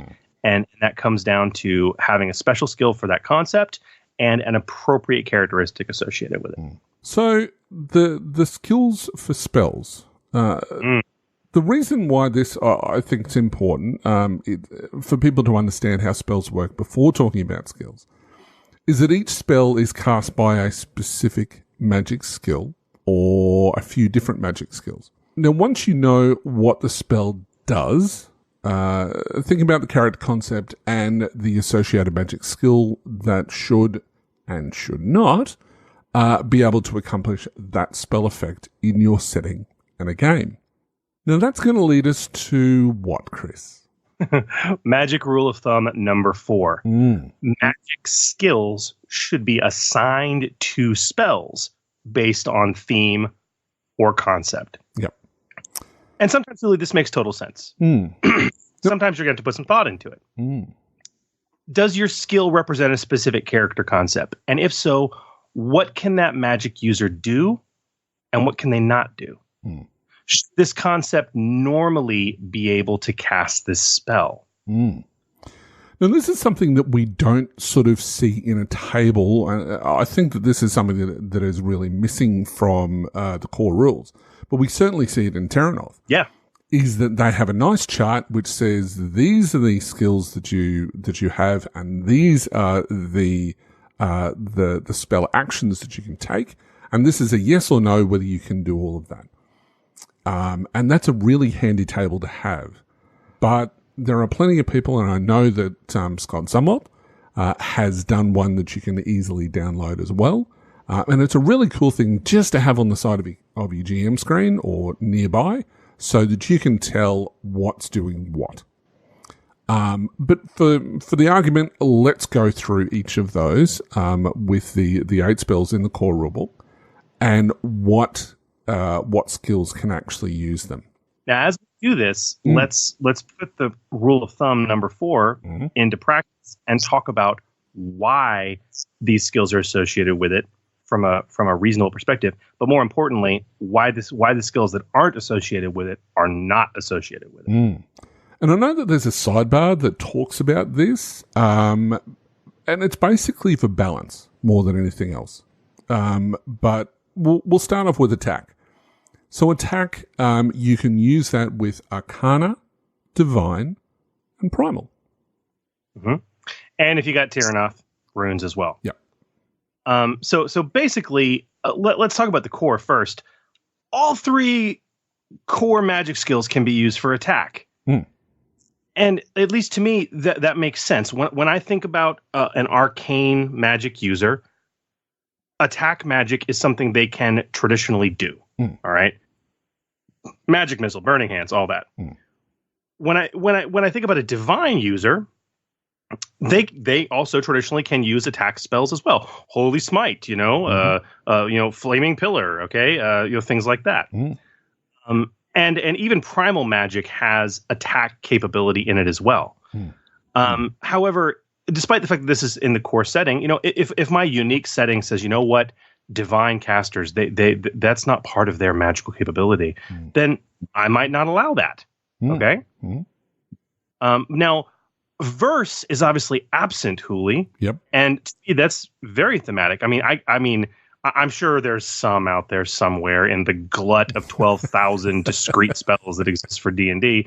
But traditionally speaking, damaging magic is not something that a bard typically is known for. No, bards are typically known for buffing spells, so things that can enhance other people to do things. And that's explained in our next skill, which is Augment. And now Augment has Divine and Primal. Now it doesn't have Arcana. And this is something that a lot of people object to. But yeah, because thinking D&D. that's right, exactly. So, and if you really want to have that sort of look and feel, well, there are some talents that you can look at and go back to our previous discussion on things that you can add, that you can fill in those gaps if that's what you want to do. But Augment is so divine and primal. And as far as Terranoth, it's runes and verse. So both of them cover that. So yeah, again, it's very, very thematic to be blessing people, for example, or giving them, some sort of, blessing is probably the best example of it. Well, Augment is all about the buff, right? Yeah, right. And obviously that's the classic ability of in terms of the core skills of divine magic. Primal's an interesting choice, mostly because, while just for mechanics purposes, you could apply an augment spell to another target. You target yourself typically with druidic magic, and the idea of transforming yourself into a more animalistic or bestial creature that has enhanced abilities is actually a staple of druidic or primal magic. So that makes total sense. The lack of arcana in Augment, I know has been a sore point from a lot of people, but that's just because they're thinking of D&D, where you have traditional D&D spells, like Bull's Strength and Owl's Wisdom and things like that are that arcane casters can cast. But Huli, you mentioned earlier from a balance perspective, Arcana can't do everything. And this is another key point as well, with the exception of maybe one or two things. And I think attack and utility are the prime examples of that, the exceptions that kind of prove the rule. No single skill should typically be able to accomplish every spell type if you are running a setting where you have multiple magic skills or multiple magic archetypes running around. If that's not the case, then obviously there are settings out there. I know we're going to interview Guillaume in just a bit to talk about Inquisition. That setting only has one magic skill in terms of witchcraft. And so, yeah, obviously it can do everything. But that's its own thing. So yeah, you just got to have that flavor with it. And you're not playing D&D. You are playing Genesys or Terranoth, okay, or whatever fantasy setting it is. Yep.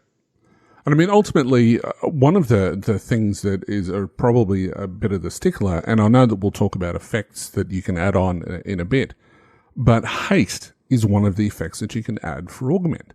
And so people automatically think haste is in the spell. Well, that's a magic user thing. So magic user is clearly arcana. So, why can't I add on haste?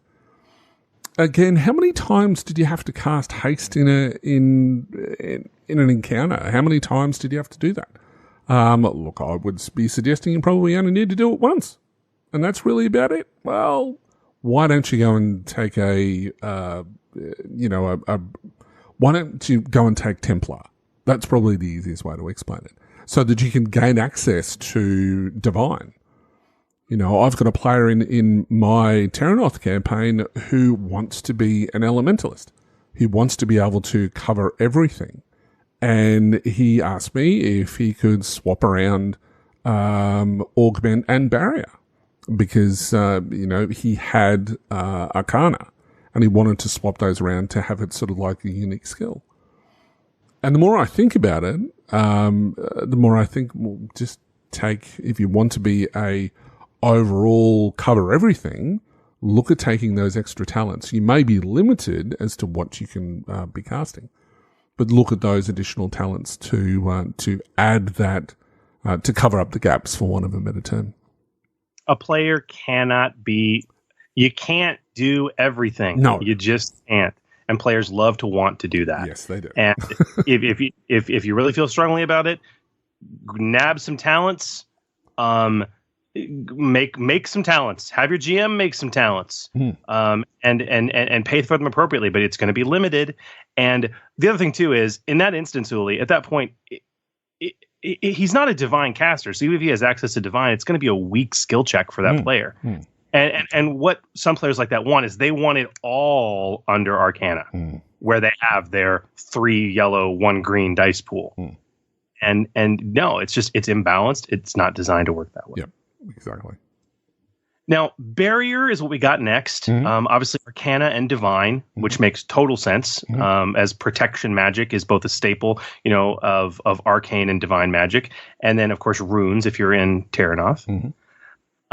Now we come to the fun of Conjure. Yep. Which uses what? Arcana and Primal. Now, Arcana as a skill makes total sense thematically because obviously the ability to summon something out of thin air is classical arcane magic. But what about Primal? Why is Primal there? Well, Primal, I think, is for, to bring about the, a familiar creature that, forest friends, for want of a better term, as I always like to to say about druids. What's interesting is if we're looking at D&D does cover, the summon monster for all of the Arcana, Divine, and Primal. But again, it goes down to balance issues as to why we're not seeing Divine there. Yeah. And in a system like Dungeons and Dragons, where you have incredibly discrete spells, you can give an arcane caster or a divine caster or a primal caster access to all of these things, but you control the balance by saying, well, yeah, but the arcane summon spell is very different from the divine summon spell, which is very different from the druidic summon spell, and some are more powerful than others in certain circumstances, and that's how you're limited to what you can summon. That's how they provide the balance. Yep. When you have this level of broad capability, you have to enforce that distinction and put that balance in place at a higher level, and that starts with simply what you have access to and what you don't. What about Curse? So Curse, we have Arcana and Divine from the core rules, and then we have both runes and verse from Terranoth. Now, obviously, they've missed out on Primal, which I don't think's a bad thing at all. Curse is the debuff, for want of a better term. Again, it's done for game balance. Thematically, it certainly fits the bill. I mean, and again, this comes down to those arguments and those holdovers from D&D. Well, entangling vines from a druid. I mean, yeah, okay, I get it. From an effect standpoint, that very much is a curse. But it's not. The druids aren't known as debuffers. That's not their thing. That's not their core thematic thing. Yep. We said Dispel was the odd man out earlier, and it's certainly the odd man out here. Yeah, so Dispel, it makes sense from the Terranoth perspective, but from the core perspective, Arcana, they're the masters of magic. They know how magic works from a scientific level, from an enchanted level as well. So it totally makes sense, as far as I'm concerned, to have Dispel magic as only an arcane. And verse makes sense to me as well, because again, it's about having an understanding of magic and how people are controlling magic. So yeah. The ability for bardic magic to counter other spells and other magics is a classical bardic ability that goes back to the oldest iterations of fantasy role-playing. Yeah. So that made total sense to me. Absolutely. And then we've got the old heal. And it's pretty obvious because there is, not that I'm aware of, although, as you mentioned before, I'm sure that there would be some rule somewhere.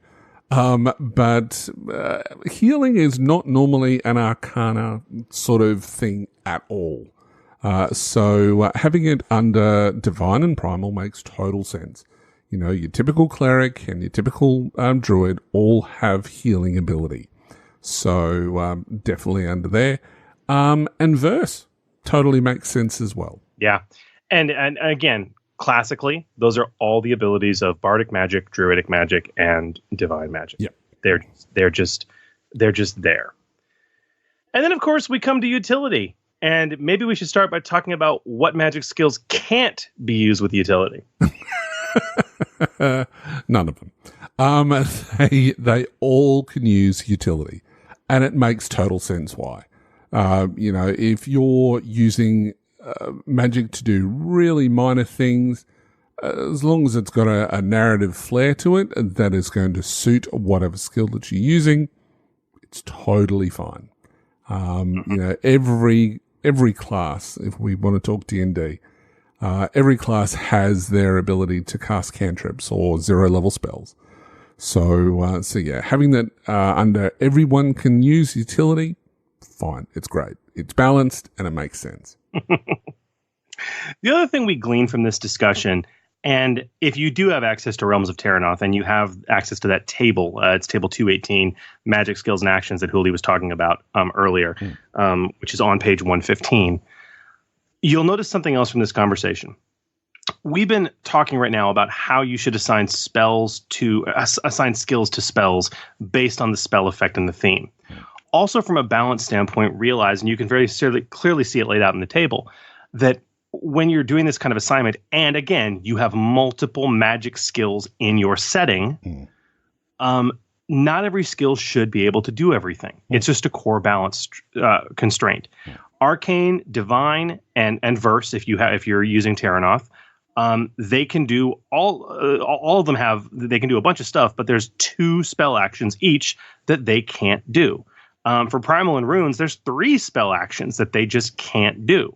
So if you're thinking about adding a new skill to the setting, especially, keep that in mind. Keep that in mind. There's for balance perspective, there should be things it shouldn't be able to do from a spell standpoint. So what are our rules of thumbs when it comes to skills for spells? Rule of thumb number 3, magic skills should usually fit a theme or concept. Rule of thumb number 4, magic skills should be assigned to spells based on theme and concept. Absolutely. Okay, so now that we understand what spells are, how they work, how magic skills work, and how those skills are associated with spells, we can finally get on to the fun stuff. So far, we have drilled into our listeners that in play and in design, you need to keep your spells broad and basic. You need to keep your skills fairly broad as well. But with such broad and basic usage, where does your flavor come from? What separates a fireball from a lightning bolt, even though they're both, quote unquote, just attack spells? What lets you target 2 foes instead of 1, or extend the range of your spell from short to far across the battlefield? All of this is done through the delicious menu of additional effects, where if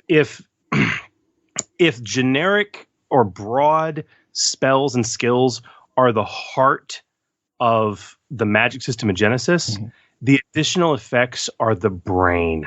They're the brain and the hands. This is where you can, through your own creativity and choices, start really delineating things and making, quote unquote, specific spell effects that you really want to achieve. Now, each spell has an associated table, as you mentioned, of those each additional effects. Now, some options might appear for multiple spell types, and some are going to be unique to that particular spell. So each additional effect is chosen by the spellcaster before they roll. So each effect adds a certain power, or it adds an extra effect, or some other bonus to the basic spell effect. But each added additional effect also increases the spell's base difficulty. And no matter what, you can't increase a spell's difficulty beyond 5 purple die. There's something which is intrinsic to magic, that, you can add all these effects if you want, but the most you can go up to is 5 purple die, and that's it. Ever. And this is where this very strong specificity comes in, because when you look at the additional effects, as we said, we talk about, okay, we have incredibly broad spells that provide a very basic effect. Okay.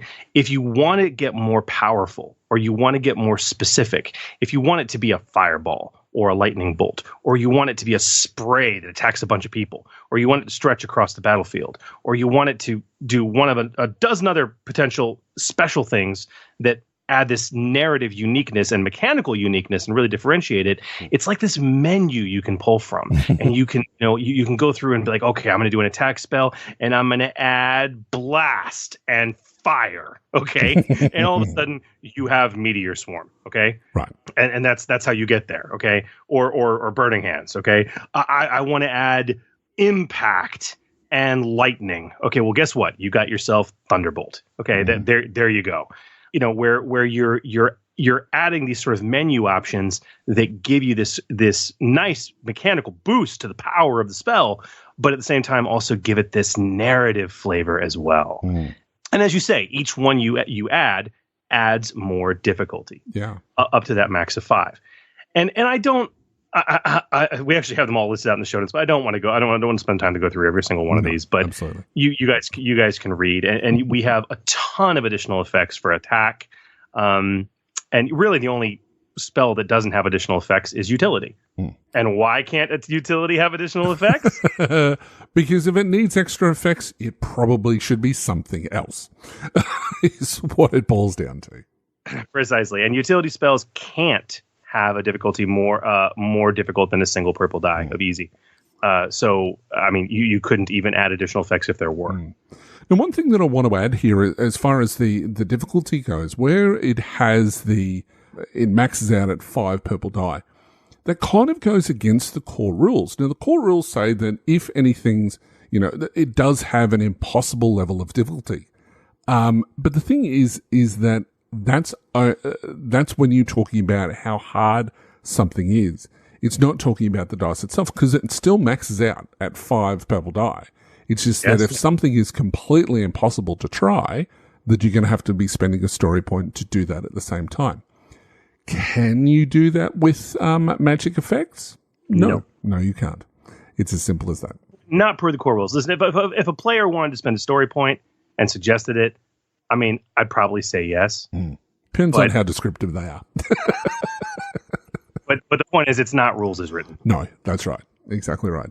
Now, if you've got a spell, though, that you want to, and this is something that we'll cover much, much later on, because there are other things that you can do to your character to enable you to add other effects for free, is if you're sort of saying, well, I want to have fire and unholy, and I want to have, I want to be able to cast it at a huge range increment, but I also want it to be empowered.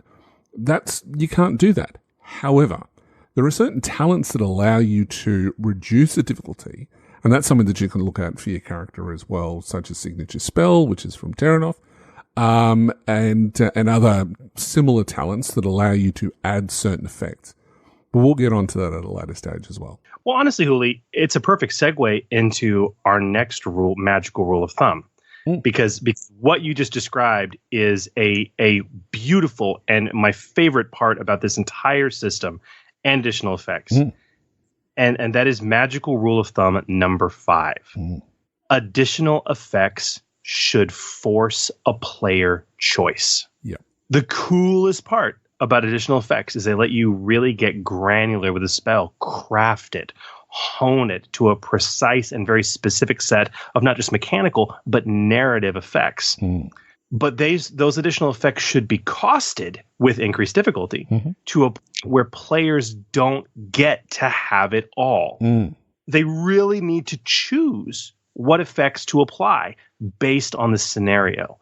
And that level of critical thinking and on-the-fly mix and matching, especially for an experienced magic-using player character, is the true fun of this system. In each scenario, coming up, oh gosh, what can I add? What should I add?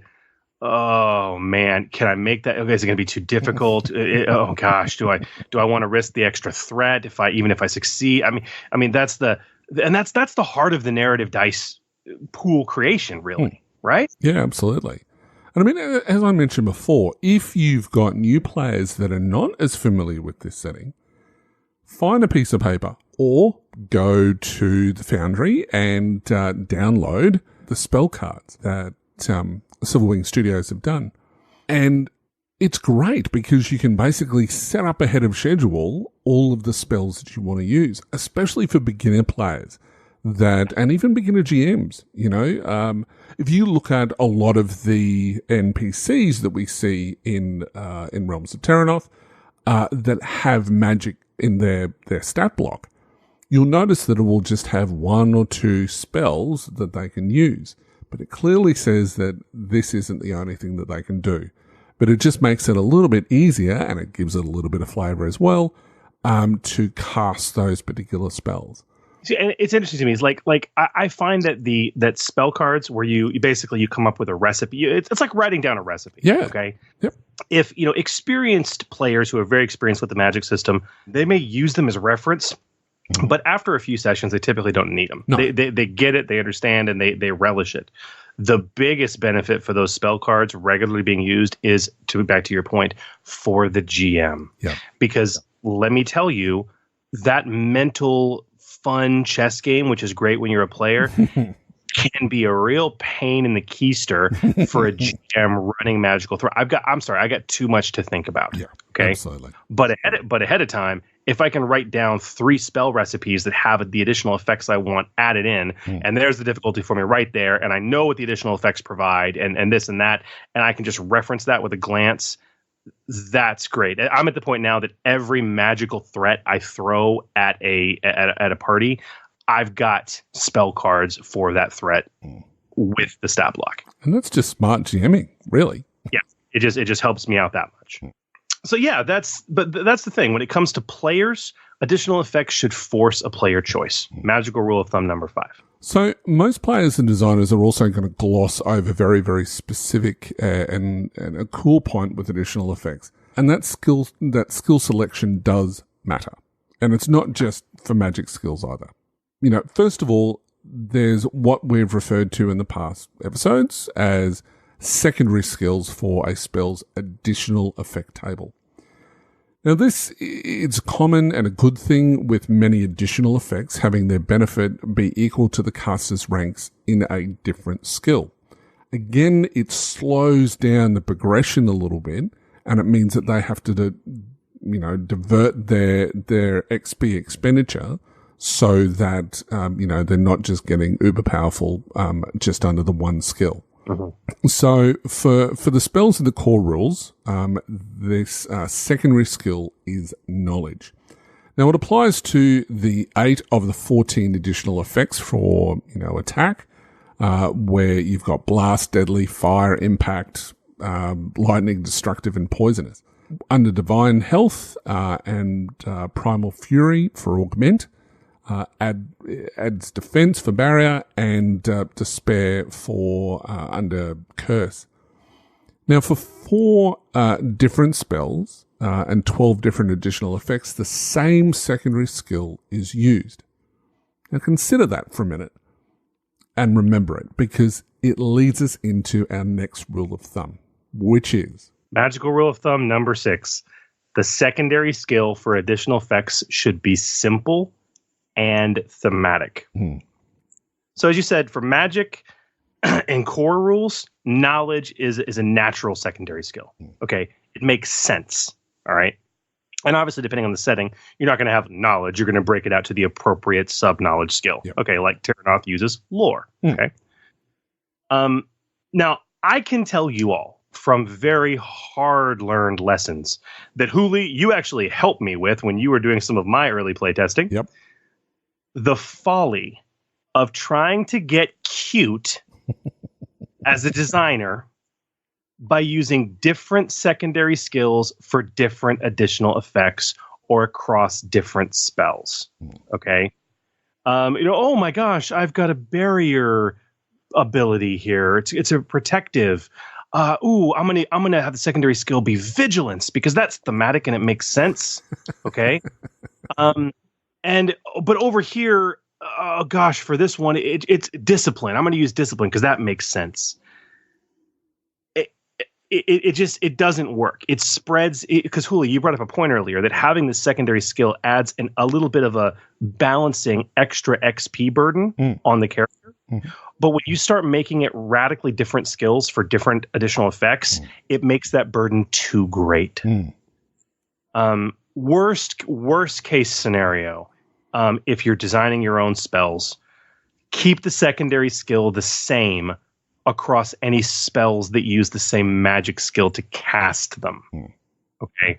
So in other words, if you have, a bunch of spells that use Arcana, then they should all have a secondary skill that is the same for their additional effects, or all the spells for Divine, or so on and so forth. Best case scenario, you should typically do what the core rules do and keep all magic to a single secondary skill that is the same. But if it fits with your setting and your theme, and it's thematic. But again, as you say, you've just got to keep it really simple, because if you start spreading those out all over the place, you're going to create confusion. And sure, it might be, as you said before, Chris, it might be cute, and sure, it might be the most thematic thing you can possibly think about. But if it's going to create confusion at the table, it's going to slow down your game, and people are just going to get frustrated. And that's not what you want to do. Yeah. And it also goes without saying, I think, that the secondary skill should usually be a passive skill, or a rarely used one, as now you're giving a rarely used skill some use, which is why knowledge is great. Discipline is great. Okay. And it also goes without saying that the secondary skill should never, ever, ever, ever, ever be another magic skill or a combat skill. Correct. But secondary skills aren't the only way that skills matter to additional effects. Now, some additional effects can only be added when the spell is being cast with a certain skill. Right. Now, in the core rules, attack is a great example of this. The manipulative effect can only be added if using the Arcana skill. And this is something which is really unique to each of these. Non-lethal can only be added when you're using Primal. And then when you look at the Divine, Holy, Unholy can only be added with that particular skill. Yeah. And also, outside of attack, augment, barrier, and curse, they also, all four of them, and plus attack, have skill-specific additional effects. And that's a great way to define as you mentioned before, it's your menu of additional effects. Even further, and to really narrow them down to a specific theme or skill. Now, this leads us to magic rule number 7, which is use skill-based additional effects based on concept and theme. Additional effects use mechanics to define flavor. What makes a barrier, what makes a barrier protection spell narratively a shield of magical force versus a divine halo that makes evil creatures recoil from you? Whether you apply reflection using Arcana or sanctuary using divine, that's how that's its mechanics, but it's also flavor. So when you're designing, ask yourself how specific flavors and effects that you're adding can or can't be accomplished by certain thematic character concepts. The sanctuary divine is it's like, I think there's even a spell in Dungeons and Dragons called like sanctuary. Yep, there right? is, yeah. Which is, yeah, it's very it's like, oh, cleric, oh. That should only be available to divine casters. But hey, barrier is available to multiple caster types. So this is the way you can, again, additional effects are about taking that broad spell and reducing it and specifying it. And now you're making it discrete. It's certainly narrowing the focus. And that's, as I mentioned before, and that's what you want to do. Is if you want to make divine more divine, if that makes any sense, that's where you'll want to be adding these additional effects. Now, something else as well that you can do, and we may get onto this, is that there is not, because of the way that Genesys is, that it's a framework. You can add additional effects into your magic skills. Absolutely. But if you're only just starting, probably stick with the basics. But there are certainly ways that I've seen done in games where people have borrowed effects from other magic actions in one from augment to basically use into a magic attack. It's not something that I would recommend, but I've seen it done. And normally what they do is they just increase the difficulty another level. Again, it goes down to the old adage, especially with this system, is that anything is possible, but there could be a consequence. Yeah, there's always a consequence or an increased difficulty. And it goes without saying, when you guys are going to modify the core rules like that, make sure you're incredibly experienced with them before you attempt it. Absolutely. All right, so let's summarize magical actions. Now you guys understand how spells work. Huzzah. Hopefully, the magical rules of thumb we've gone over to this point have helped you define the underlying tactics and peeled apart mechanics that you can use when creating new spells and magical skills in a balanced way. But Huli, there's a couple key things that you still need to talk about, because one of them is actually utterly critical to spell construction and design, and we kind of held off talking about it until now. And these are magic maneuvers. Now, there are two magic maneuvers in the game, and that's concentrate and counterspell. Now, concentrate's it's the one that gets probably used the most, which is the ability to be able to maintain a spell. Now, unlike other systems that, you cast it and it lasts for a certain number of rounds, normally minutes or hours or whatever else, that's not how this system works. So if you're going to augment someone, it is something that you have to concentrate on. Now, it does stay until, and this is something that you can play around a little bit, and I've seen done successfully, in an encounter, where you'll have the person who's casting augment, they'll do it at the start of the round, and then it remains in effect until the end of the spellcaster's next turn. So that means that you cast it at the start of round 1, and at the end of round 2, that's when the mage or whoever it is that's doing the augment, that's when they go and take their next action, because you're allowing that spell to last for 2 rounds, basically. And if it targets another character, especially, they get 2 rounds worth of benefit without you actually having to concentrate. That's right. So what concentrate is, as I said, some of them have, instant effects, and that's going to be things like your attack, where it's just, point, shoot, what you would typically do with a firearm or something like that. Heal is another one, absolutely. But others can be concentrated on to let their effects linger, and the way that you do that is that you spend a maneuver. So of the core 8 spells, Augment, Barrier, Conjure, and Curse can all be used with concentration. Their base effect ends after the end of the caster's next turn, as I explained, but with the Concentrate maneuver, it extends it to the end of the following turn. And you can do this effectively endlessly, and what's really interesting is that it does not cost you 2 strain to concentrate each round. That's a really important point.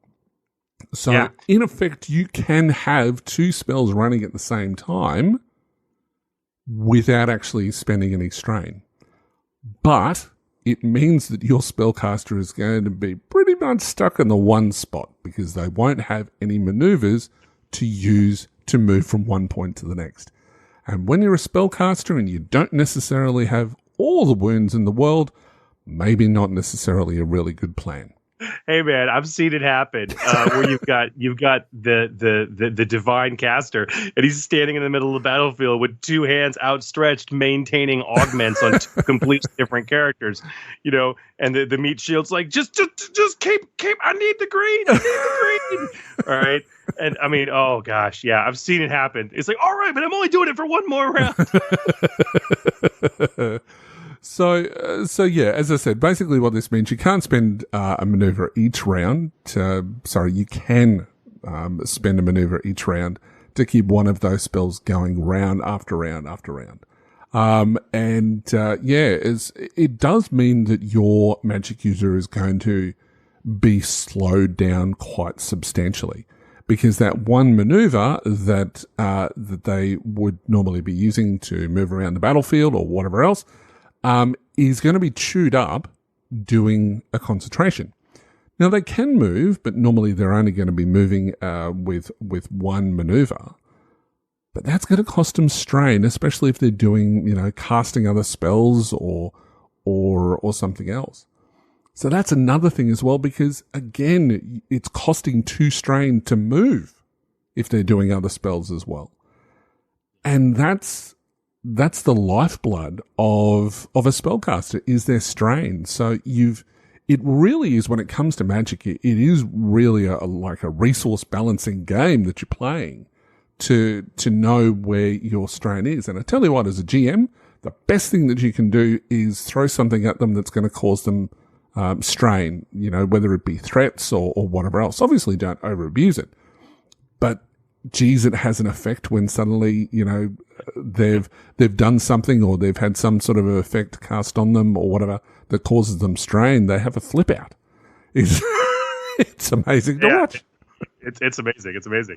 Now, with Counterspell and the fact that with Concentrate and the fact that you have this is also the last component of spell design.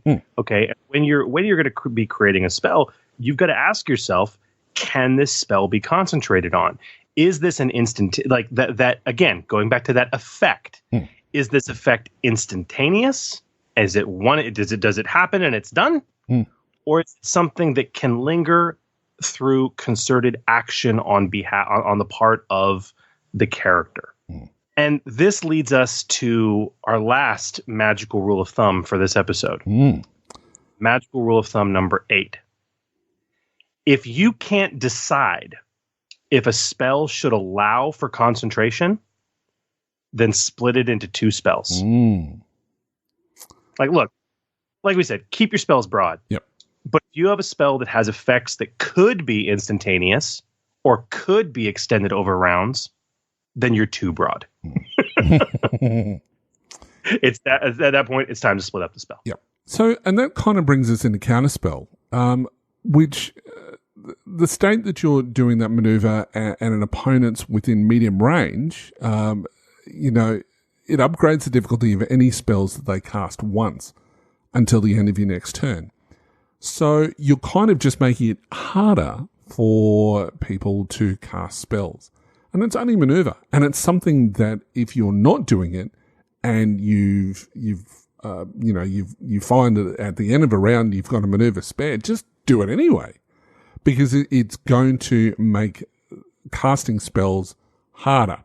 Now, I know we'll get into this much later on, perhaps in the next episode, where we start talking about what happens if they roll a despair. Yeah. That becomes a scary thing. So if you've got somebody doing that, you can almost guarantee it's going to make you a target. That is probably the only downside to doing that. So, but it's certainly going to prevent other characters in the party from being attacked by the evil wizard. Just spend that maneuver to counterspell. It's a good use of that particular maneuver. Everyone forgets about counterspell. I mean, I know it's situational, but it's so valuable when you're fighting a magic user. Counterspell is like the magical equivalent of aim. It's incredibly useful when you've got a spare maneuver and everybody forgets to do it. Well, it's better than aim because it means that they're upgrading the difficulty once. Yeah, I know. It's like an inverse aim. I know. But counterspell, absolutely fantastic. Absolutely fantastic. Absolutely. So, Chris, should we go over each of our, just briefly in summary, should we go over each of our magic rules of thumb? Because I think that each of these are really important, and they're especially for people who are going to listen to our next segment, which, is the next part of this segment, where we're going to design a magic action. Should we go through each of those? Yeah, let's do it back and forth. We said we'd summarize, so let's summarize. Let's do it.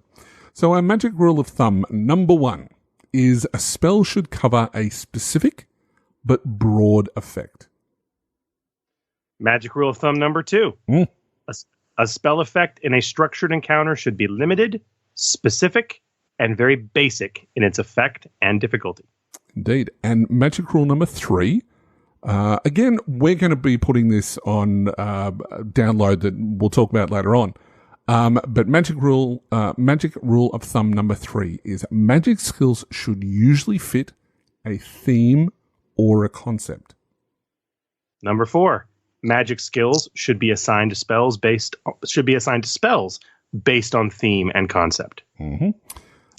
And then we have magic rule of thumb number 5, which additional effects should force a player to make a choice. Mm-hmm. Number 6, the secondary skill for additional effects should be simple and thematic. Number 7 is use skill-based additional effects based on concept and theme, which is a bit of a running concept and theme, really, is to focus on concept and theme. And lastly, number 8, if you can't decide if a spell should allow concentration, then split it into 2 spells. Mm. So hopefully, if you follow that rule of those 8 rules of thumb, you should be able to do what we're about to do next.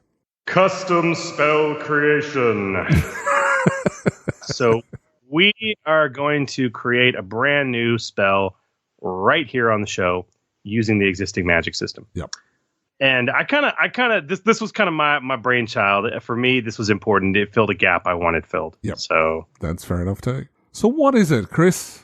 Tell us. Well, okay. So the gap in the current spell list, there's a few, and as we know, the expanded player's guide is going to fill some of them. Mm-hmm. But one of the gaps for me is a classic of arcane magic, at least for D&D grognards, and that would be telekinesis.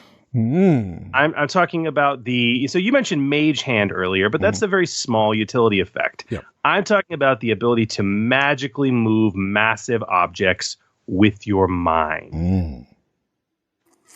Moving X-Wings, for example. Yes. And, I love telekinesis. I think it's a very versatile power. I think it can do a lot of cool things. Yep.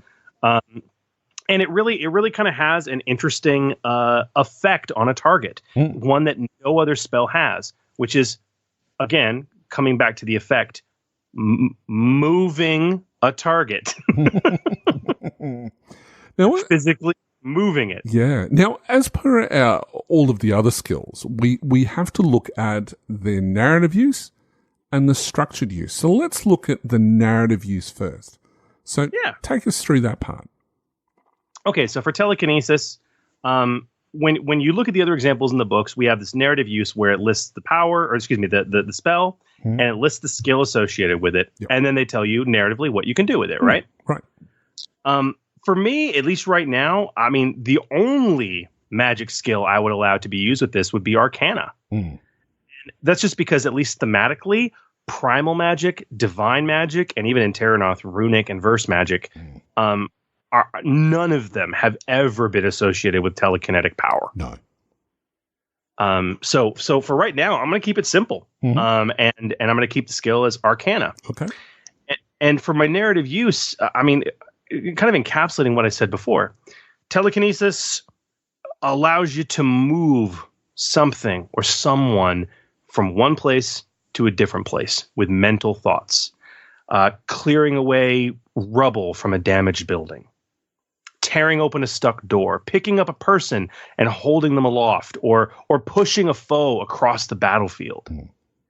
And I would also, in the narrative use section, I would, as there is a common thing, I would recommend that the GM and players reference the telekinesis rules for the structured encounter section to determine how difficult such narrative uses would be. Because as we'll get to in a bit with the structured encounter use, you've got very specific set difficulties based on silhouette size, which is really the key major thing here for telekinesis, in my opinion.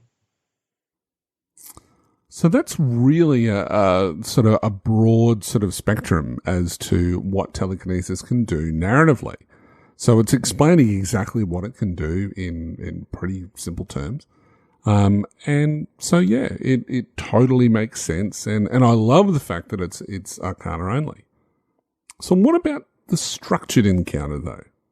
All right. Now, this is where we get to the nitty gritty. And applying our rules of thumb, I need to come up with the most basic version of this effect that I can. All right.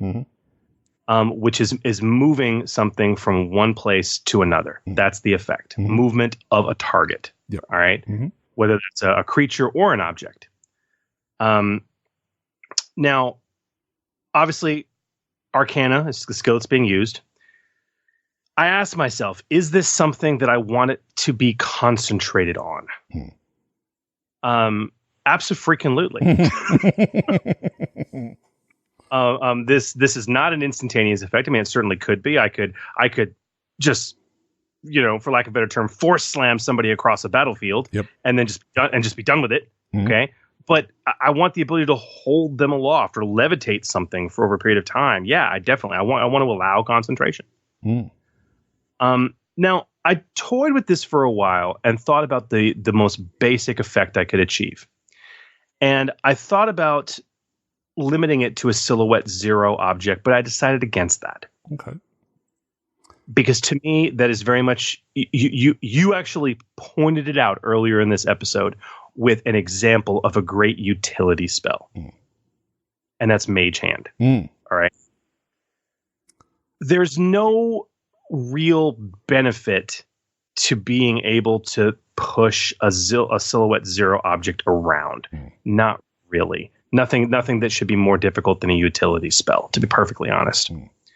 So based on that, what I've got right now is the basic effect is your character selects one target, a creature or an object, up to silhouette 1 in size, within short range. Take a cue from attack. Then makes an Arcana skill check. Now, the default difficulty of the check, I think this should be a little harder than an attack. For me, the default difficulty of the check is going to be average, 2 purple dice. However, I do want to call out in this that effects targeting, checks targeting non-minor NPCs, like per the GM's discretion, should be opposed checks, right? Especially if I'm wanting to lift someone aloft, and that could be opposed by discipline. Typically, is what you often oppose with. Although honestly, I think athletics, coordination, I mean even vigilance might make sense under the circumstances, where someone's getting out of the way of my effect, or reacting before I can use it, or in the case of athletics or coordination, jumping out of the way, or simply holding fast against my mental force, if that makes sense. I know that one that typically gets used in the Star Wars sense more than anything is ripping a weapon out of somebody's hand. That's a great example of where I'm targeting an object that would totally be an opposed check, even though I'm targeting an object, right? So yeah, makes total sense. Now, if the check is successful, again, my most basic usage, the target would immediately be moved 1 range band in a direction of my character's choosing. And then, of course, before making the power check, I can choose any number of additional effects listed on the Telekinesis additional effects table, and these effects would be added to the check. So what are those additional effects then, Chris? So this is where I had some fun.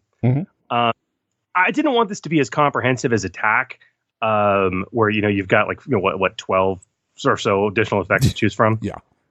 I kept it fairly simple. At 4 additional effect options. Now I knew that one of them needed to be range, right?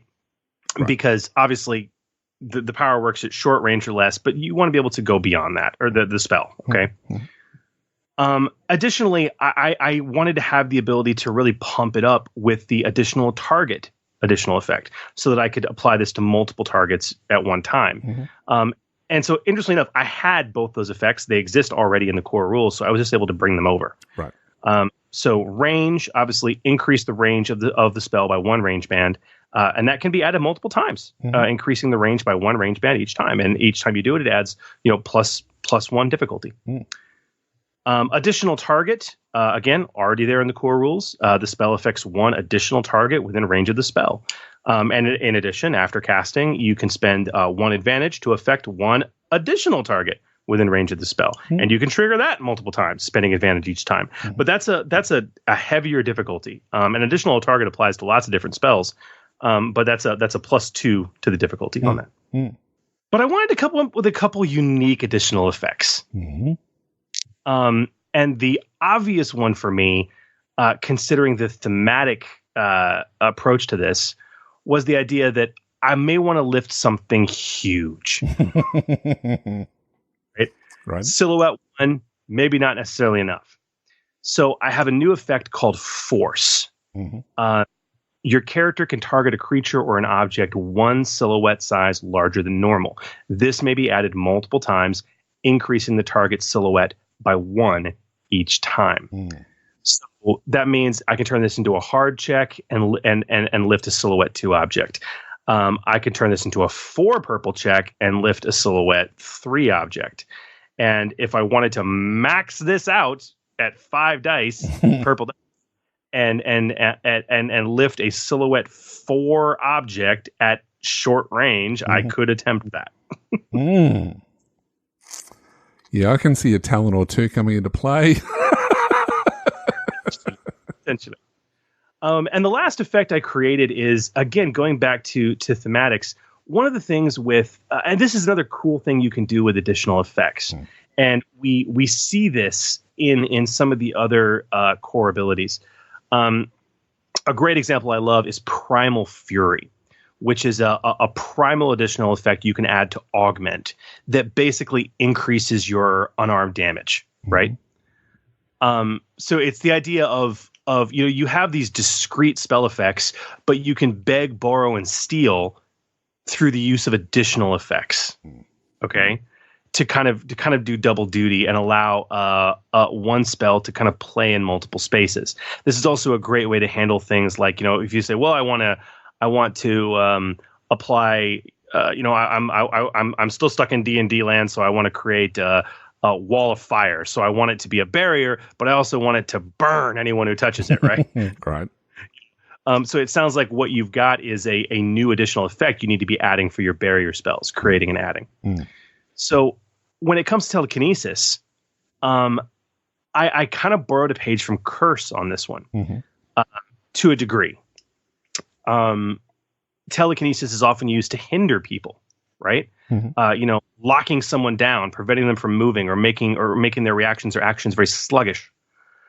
So I have my last additional effect is called Hindered. The target suffers 1 setback die on any skill checks they make until the start of your next turn. In addition, after casting the spell, you may spend 2 advantage to force the target to suffer another setback die, and may trigger this multiple times, spending 2 advantage each time. Nice. I wanted this. This has the potential to be very devastating. And so basically, and I've play tested similar things to this. It has the potential to be very devastating when you start stacking setback dice like that. So I ameliorated that by basically saying, okay, if you want to stack multiple setback dice, it's going to cost you 2 advantage. And that effect doesn't last until the end of your next turn. It lasts until the start of your next turn. In exchange for that, I was able to justify bringing this difficulty down to a +1 difficulty, which is where it is. Because I kind of wanted it to be a +1. I wanted it to be a cool FU that somebody could add to the basic telekinesis power if they're using it against somebody. Where it's like, oh, great, I pushed them across the battlefield. Oh, well, you know what? Upgrade your difficulty or increase your difficulty by 1, and you can also throw a setback die on the target.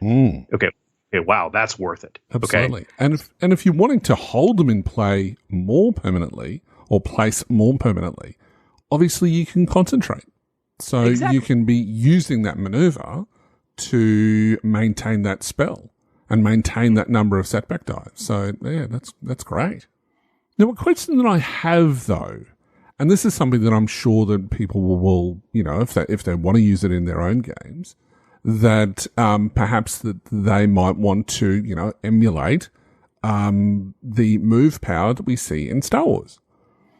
So how do you do an attack with telekinesis? I think I know the answer to this, but I'll ask you anyway. again, it's you don't use telekinesis to make an attack, right? And this is the fundamental disparity people have. They can't separate this out in their mind. They're treating it too discreet. Well, no, I want to attack him by throwing a rock at him with telekinesis, so it's a telekinesis spell. No, what's the effect? Right? It's an attack spell. That's what you're doing. If you're describing it as you telekinetically lift up a rock and hurl it at him, that's how you describe the attack spell. Yep. All right. Again, it's separating the description of the spell from the effect it's trying to achieve. People can't seem to get their heads around that. Yep. And if you can, and you just think about effect first, I swear it solves 90% of the confusion and problems people have. Definitely. So, no, that's really cool. And how are people going to find this, Chris, if they want to look at it without just listening to us? What about going to forgegenesis.com, of course, in the resources section, the same episode file where you guys found the talents we created earlier. You'll find this new spell, telekinesis. Get it on the table. Play test it. Let us know what you think. Yeah, and let's definitely come back to us with anything that you can suggest, or perhaps even some spells or spell effects that you've created for your own in-house gaming. Now, that's kind of just step one, though, Chris, isn't it? Man, we have only scratched the surface when it comes to our magical discussions, which is daunting considering how long this episode is. Oh, my lord, my lord. This was the first step in our journey through the magic system in Genesys. But Gamer Nation, listen, in future episodes, we will be diving into magic implements, something we haven't even talked about yet. What they are, how they work, and most importantly, how you can craft new ones. Yep. We will be diving into specifically, we will probably have an entire episode devoted to using advantage, triumph, threat, and despair on magic checks. How these special rules work, and most importantly, how you can best use them and modify them in your games and in your custom products. Yep. We will also have one or more episodes devoted to, now that we have set this foundational framework, reskinning the entire magic system. Using the bones of this incredibly flexible system and filing the serial numbers off to make something brand spanking new.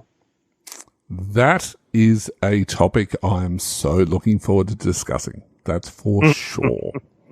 So. Well, we're going to get a head start on it, Hooli, because we are about to talk to somebody I can't wait to talk to, Guillaume Tardif, Bill to his friends, who is the author of the Inquisition setting. And he it kind of did a mixed bag. He created, as we'll get to in his setting, something very unique for Magic, where he didn't file the serial numbers off so much as dunk them in accursed blood and surround them with voodoo dolls and bits of hair and clothing. He totally reforged them, so to speak. So maybe we should, I don't know, go talk to Guillaume. Absolutely. And he sounds like somebody who has broken the mold. Breaking the Mould. The Genesys Foundry is an exciting community of fan-created content for Genesys. New settings, new rules options, adventure and campaign modules, and much, much more. But some creators go above and beyond, subverting our expectations and breaking the mold with their work. Our Breaking the Mould segment is dedicated to showcasing an exciting offering available right now in the Genesys Foundry as we separate the pure ally from the slag and point you to the best content which is out there. Indeed. Now, tonight's guest is a newcomer to the industry, with his offering on the Foundry being the first of his experiences in the game authoring realm. And what an experience it's been. He is one of several hosts on D20 Radio's own Don't Despair podcast. He is an active member and moderator on several of the Genesys community social media groups. Hailing from the wintry wilds of Montreal, Canada, the Forge Podcast is happy to welcome to the show for the very first time, author of the Inquisition Genesys setting. It's Guillaume Tardif. Guillaume, welcome. Thank you. Hi, guys. Now, for those of us uncultured swine and heathens who have no grasp of the French language, and I have no doubt your name is butchered quite frequently. Yeah. Yeah, several times by me before the show, but anyway, that's all good.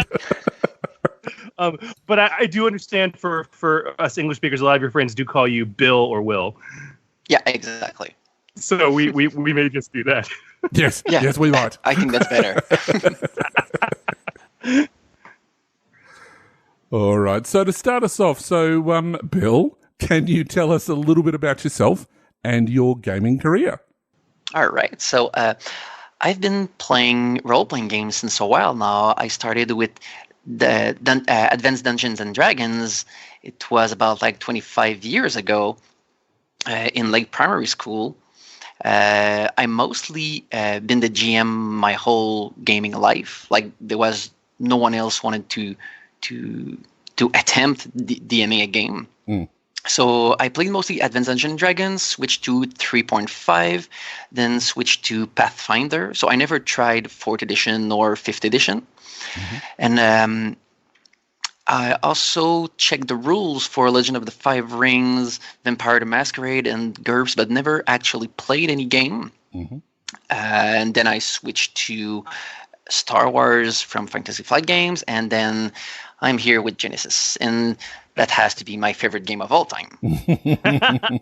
like there's no way I'm going back to the rule-heavy crunch of Pathfinder. There is no way at all. Yeah.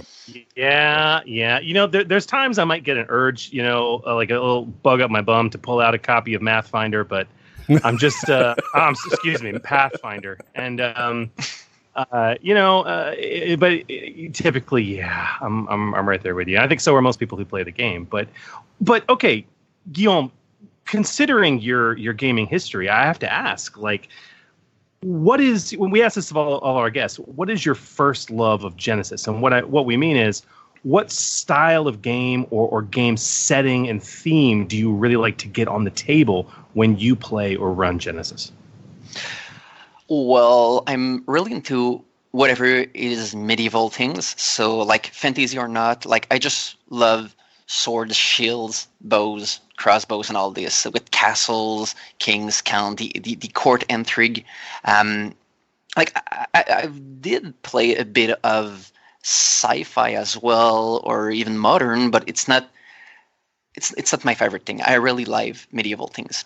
As for the kind of game, since I've been through Pathfinder, I've played a lot of dungeon crawling, and I've kind of getting tired of this. So I really like mysteries, intrigue, social encounters. Like I like the fact that Genesys is really narrative based because it's easier to develop a character around something else than being a murder hobo. Really, because if you look back at the other games I played, it's like you just kill creatures or monster so you can get loot and gold, so you can buy better gear to be better at killing beasts and creatures and all that. So it's just like a cycle of I want to kill to get better to kill. But in Genesys, you can do a whole session, like multiple session in a row without actually drawing your sword, and that's great. Yeah, definitely. There is certainly an artificial level thing going on with Dungeons and Dragons as well as Pathfinder, and I think that even D&D to an extent now is certainly moving more away, or trying to move away more from that kill the monster and take their stuff. But that's at the backbone of the system, and I agree 100% that Genesys doesn't have that. It's certainly got more of that narrative storytelling, which is obviously what we love here at the podcast, and obviously what you love as well, because of your involvement with the Foundry and obviously Inquisition. Which kind of brings me to the next question. So perhaps you can give us the pitch. The Inquisition setting is a fantastic piece of work, can I say? And you've obviously put a huge amount of effort in going into the development and the production of it. And I'd sort of seen that before even the Foundry was announced. This was a bit of a fan-based project for you. So Can you tell us about the creation, whereabouts it started, where, its origin story, for want of a better term? All right. So the idea came to me when, well, first of all, I made that setting from before the Genesys RPG. I started to try to do this while I was playing the Star Wars game, actually. So I was trying to convert Star Wars to medieval and then had magic, fantasy, and all that, but it didn't really work. So I just let that go and played Star Wars until Genesys was announced. And when it was, then I was like, oh, that's a good opportunity to work on my own setting. And so I worked basically from day one of Genesys for that setting. And when the Foundry was announced, I was lucky to be invited in the Secret of Gods and work on the Foundry before it was actually announced. So that's where the whole thing took form. As for why Inquisition, well, first of all, what is Inquisition? Inquisition is a dark, low fantasy medieval setting. So why it's dark? It's because it's not the kind of fantasy you're gonna see in let's say Dungeons and Dragons, where everything looks cool and like, yeah, I'm a hero, I'm slaying monsters and all that, I'm getting famous. And no, it's dark because the whole theme of the setting is that people are not living happy life. Most of the people are poor. It's something closer to the real medieval era of let's say Europe. So we have like all the poor people working hard, paying taxes to their lords, and the lords are corrupted, power hungry, and add to this there is a church. The main religion of the setting is the Church of the Creator, which is really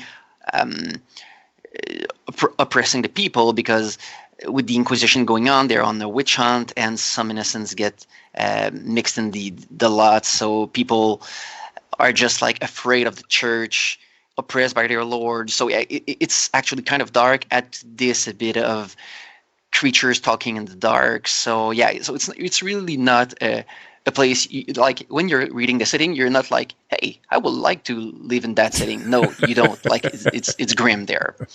It's also a low fantasy because it's nothing like, in terms of fantasy, it's nothing like your typical fantasy game. Like there's no elves, orcs, dwarves. There's not even wizards and clerics. The only fantasy elements you're gonna see in this, it's a dark form of magic, which is called witchcraft. Plus, you can have some kind of mutated aberration that are just feeding on the people. So yeah, but for most of the inhabitant of this world, there's nothing magical really. Like it's just like a normal medieval thing. And for those who are dealing with the supernatural, mostly the church and the monster hunters, yes, there's something else to this. But for most people, no, it's just like they're trying to live inside that difficult world. So see, this relates very heavily to the next question I was going to ask. I was going to ask, like, what makes Inquisition as a setting different from other settings on the Foundry? And you've already elucidated a great number of points as to why, but I found my like Bill, when I was reading through Inquisition, like I was page turning, man. I like going into the whole mythology of it. Like I was like, wow. I kept saying, like, I really want to play in this because it's so different in terms of that, like, as you put it, that low fantasy element. We rarely see that in role playing games, where high fantasy tends to be kind of the norm. And it's almost like I equated it to like a low fantasy, low magic version of like The Witcher, if people are familiar with those books or those video games. There was definitely some ties there, but then it's like, okay, if you took, as you said, that medieval era in Europe that was so oppressive, and you get these just serfs living in the mud, and they're filthy and they smell, and that's like 90% of the population, and you have this oppressive church that's constantly engaging in inquisitorious raids against, looking for witches and vampires and werewolves. But the twist is like, oh yeah, those things are actually real. Yeah, exactly. But so I was fascinated. But I mean, when talking about what makes this setting so uniquely different, what kind of experiences have you had for that? And can you talk about that a bit more? Why the impetus to make this so different and really focus on that low fantasy? What's intriguing about that? Well, it's a mix of things. First, when I went to the creation of this setting, I was playing Pathfinder. Well, I was just in between switching from Pathfinder to Star Wars, trying to convert this. But Pathfinder was a high fantasy setting, and there was what I called magic item porn, basically. So like there's just so much magic items, so much spells, and all this, and we were getting tired of this. Like all my gaming group at the table, we're like, there's just too much stuff there. Like at low level, it's manageable, but as soon as you hit like level 5, 6 or around this, there just too many stuff. So by going low fantasy, we're removing the kind of stuff that bothered us, so we can focus on the narrative.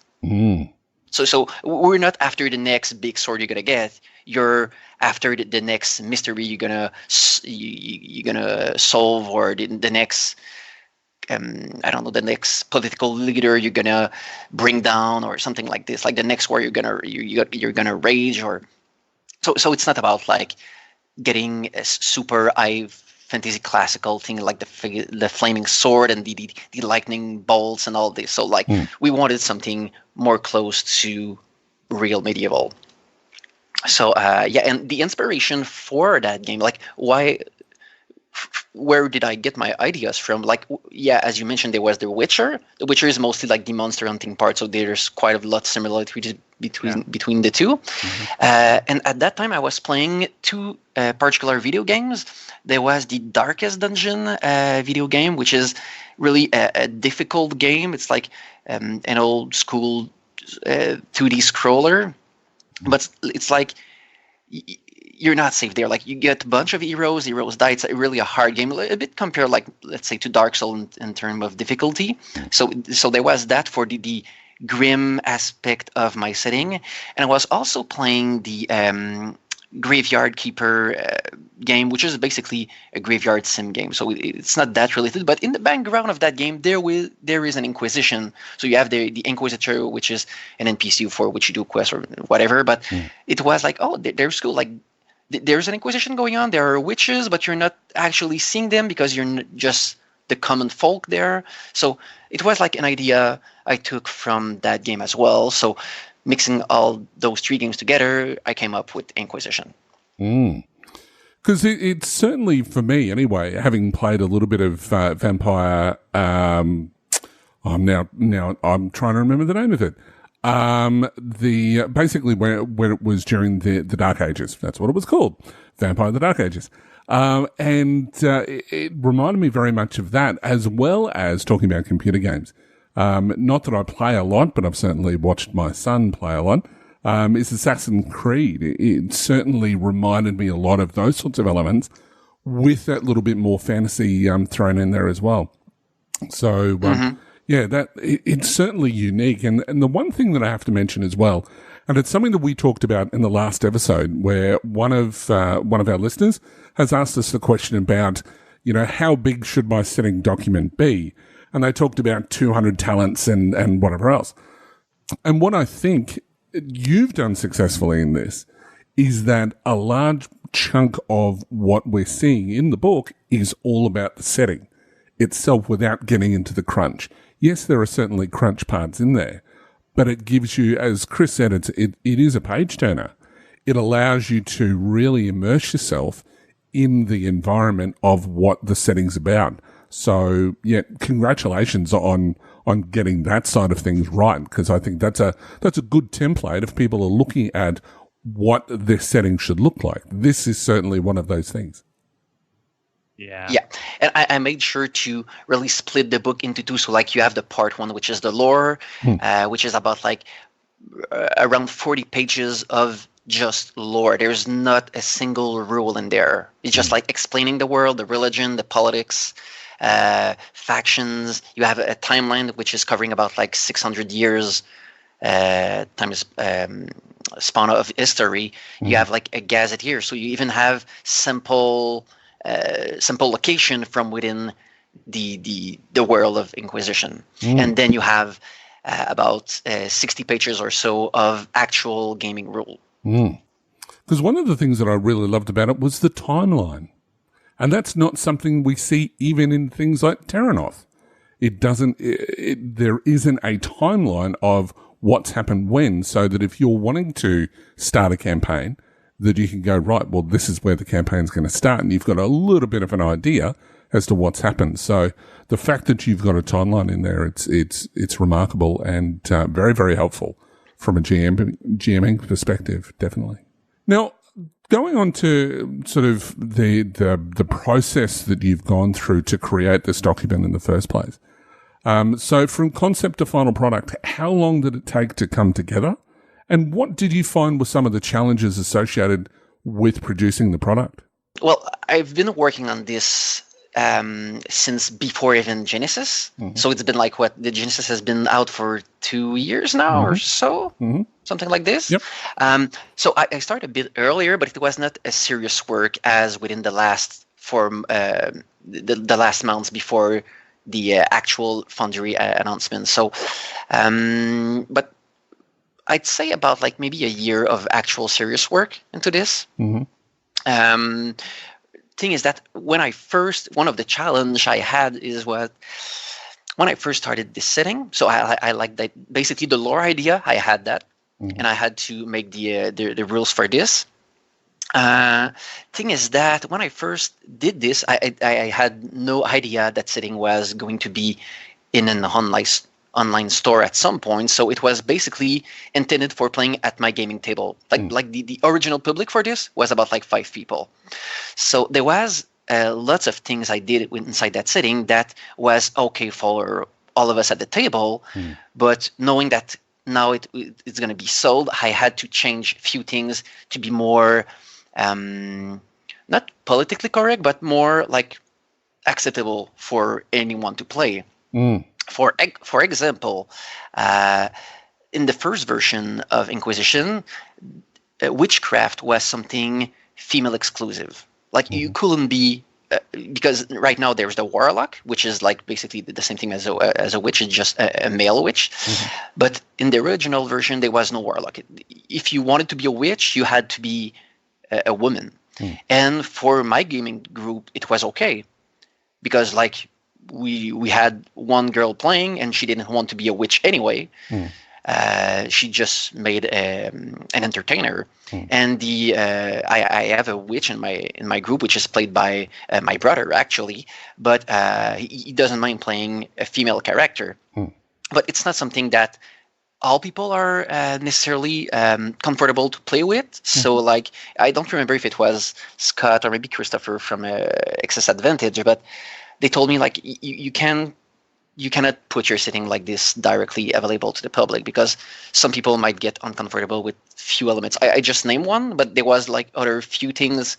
Like for example, another great example is that when I first made this, I wanted to be close to the actual medieval era of real hurt. So I did put some elements like cruelty and second-rate citizen and all that. And I think it was Scott that told me that, well, it's not because it's closer to reality than, let's say, Dungeon and Dragon that it's great. Because like medieval era had a lot of awful stuff going on. So you don't necessarily want to reproduce this inside an RPG setting. So I was like, okay, so I did switch a few things. I think I came up with a product that is actually pretty great. So, okay, in previous episodes, we talked a lot about playtesting. As you were developing this and playtesting it, what were some of the biggest learning experiences to come out of your playtesting for this product? And you obviously talked about stuff during like design feedback, but were there many changes you needed to implement, mechanically or otherwise, as a result of your playtesting efforts? Oh, so much. So much thing I had to change, because like even when you're experienced within this system, like I mean like I played Star Wars for a few years already, so when you're going with new stuff with existing rules, like let's say you're making up new adversaries, it's kind of easy actually, because you just know that like a stormtrooper can be recycled into some kind of militia unit or whatever. But when you're going into new rules, like you're coming up with something that Genesys didn't have from the start, some wild things can happen. Like the witchcraft magic is something completely revamped, and there was a lot of adjustment I had to make because some spells or specific effects were clearly broken. Like it was either too powerful or not enough or whatever. We can talk maybe about witchcraft later, but there's also the damn talents, which basically lets you play a vampire, a werewolf, or a grave walker. And there was a lot of things that, like when I wrote this, it seems fine, and then after that, maybe not so much. I'm gonna have to readjust things. One of the problem I encountered was the fact that supernatural beings, like the aberrations and all this, are resistant to mundane weaponry. Like if you want to go after them, you have to equip yourself with silver weapons. And basically how the mechanics work is that these creatures have really high soak value. Like something with a value soak value of like 6 or 7, it's not that of a big deal really. So the only way to deal with these creatures is by equipping the silver weaponry. And at first, silver weapons, it's just like normal weapons, but their critical rating is reduced. And thing is that, well, at first it was like this, and then you had the burn thing that was added to silver. Thing is that even if you have like a weapon capable of critting and all this, the burning was kind of useless actually, because burning is reduced by the soak value. And it was just like, I'm going to burn that creature, but chances are it won't do anything to it anyway. So so I had this encounter in playtesting. It was the first supernatural creature I made. It was a banshee, so they was fighting that creature, and the party's most heavy hitter could basically do nothing against it. Like it has to roll. The player had to roll lots of successes to get through, or else it wasn't going down, and the burn quality wasn't doing a thing anyway. So I had to readjust all the silver weaponing work. So a lot of stuff has changed due to playtesting. So for everyone trying to come up with new rules, so being pretty active on the multiple Genesys community platforms like the Discord server, Facebook, and all that. You have a bunch of people coming up with great ideas for something totally new, and like, just make sure to playtest this, because it might work, but you might have surprises as well. Well, that old adage, no game survives contact with the player base, right? Exactly. Yeah, sure. Now, one of the things that you mentioned just there briefly was about the magic system. And in your setting, you've virtually rewritten magic and placed it under the one banner of witchcraft. Now, can you talk to us briefly about how you went about that process? What some of the things that you found that you needed to add? What were some of the things that you needed to remove? Sure. So first things first, Genesys magic system is just super great. Like I really love that system. There's nothing like spell slots and all this. You don't have an existing spell list. So I really love that system. And the freeform magic, like, I'm going to cast that spell, and at the moment I'm going to cast it, I'm going to add some effects, tweak it a little bit. So I really like that system. But for me, it was just not great enough for Inquisition. Not great enough, but not compatible enough with Inquisition, because first, the kind of magic I wanted in my setting was not something flashy. So I didn't want witches to hurl fireballs, shoot lightnings, summon creatures and all this. I wanted something more subtle, because the kind of role you have with the witch is not the same one as you're going to have with a wizard, or let's just say with the generic primal or dive-in magic. What I wanted was something more intrigue-based. So a witch is not that potent in combat, really, because there's a restriction for casting spells. But if you just look at the at these spell lists, you can have Bewitchment, you're gonna have Curse that is making a combat, but it's slightly modified.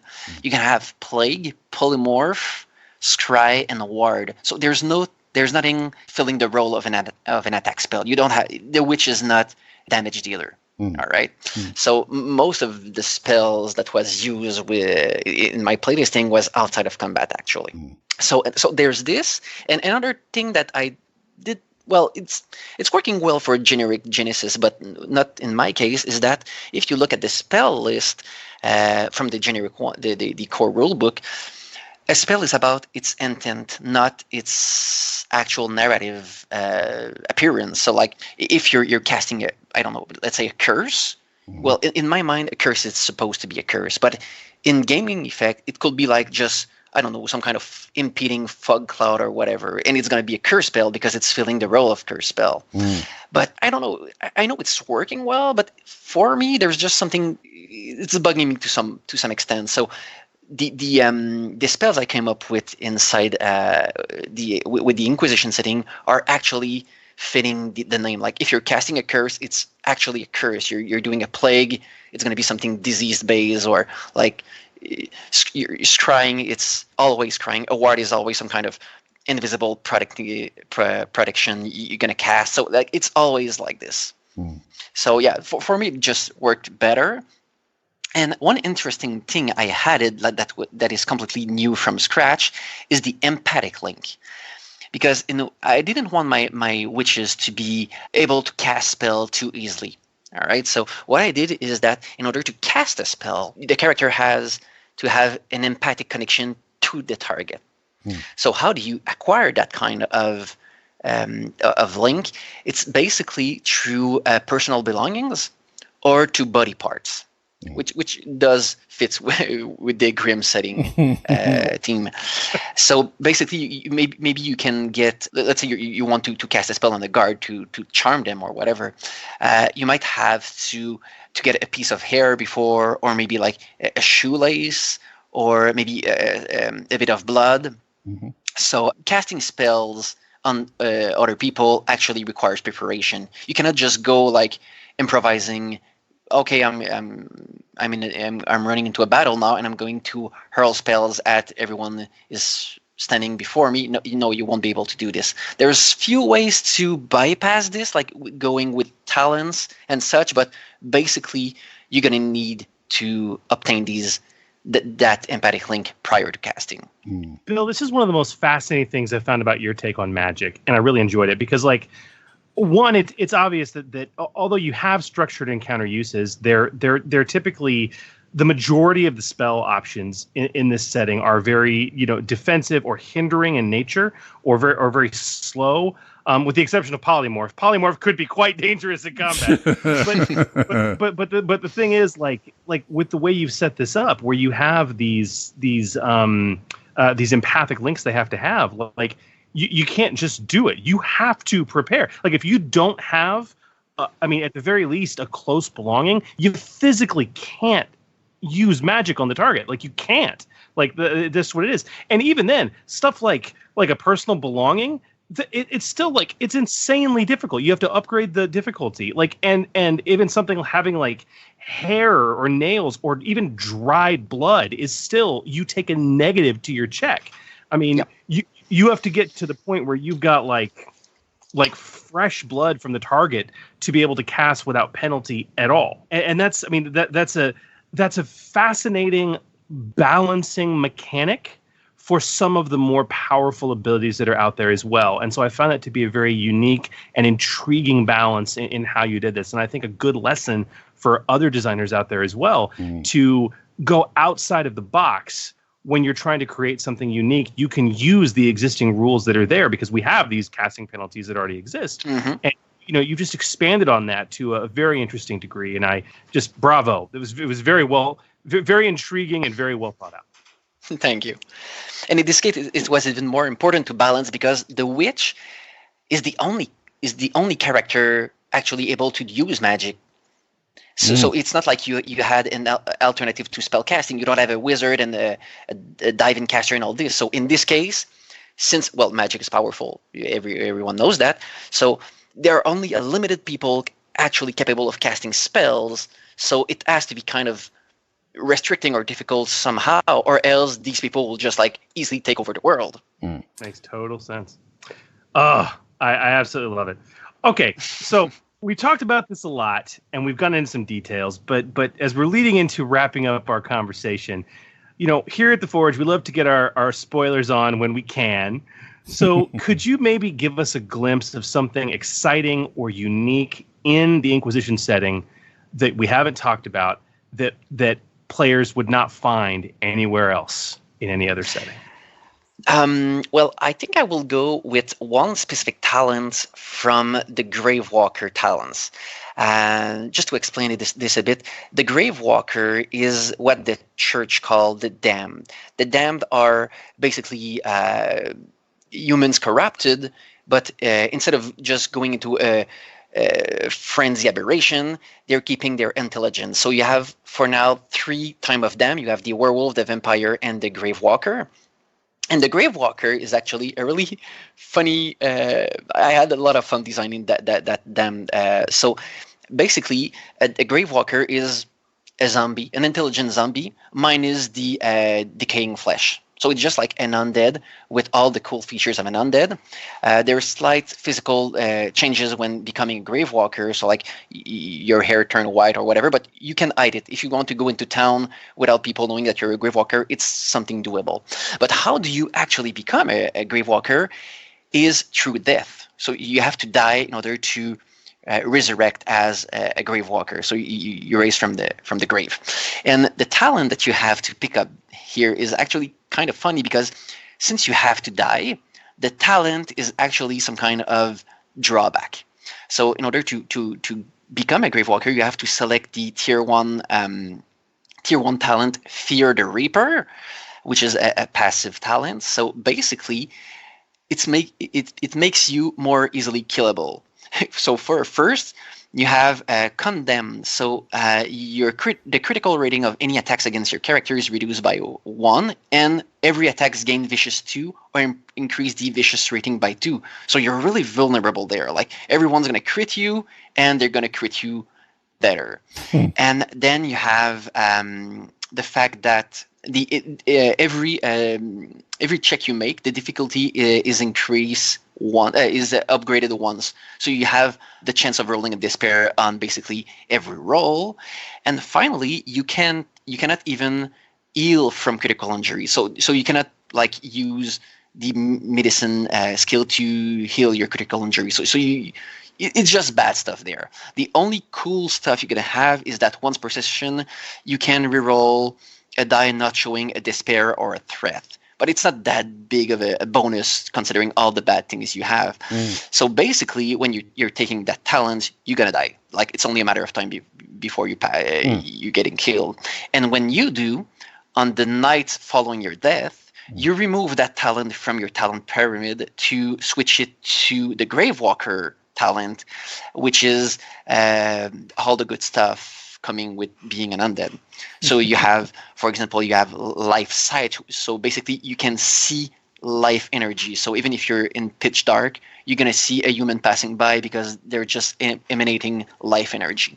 And it's basically what the Gravewalker talent does with coming up with the Silver Weakness. But it opens your character for all cool talents that are giving abilities that are just exclusive for Gravewalker. So you have like spit, you can spit some kind of acid-like liquid, you can have corrosive blood, you can cheat death and all that. So there's a lot of cool abilities, and the way I built all these talents are on the same concept as Scott's something strange setting with vampires and werewolves. So it's like basically the same kind of talent that goes for the Gravewalker. And it's actually quite cool because you won't see any Gravewalker anywhere. Like I really made that up from the scratch. Nice.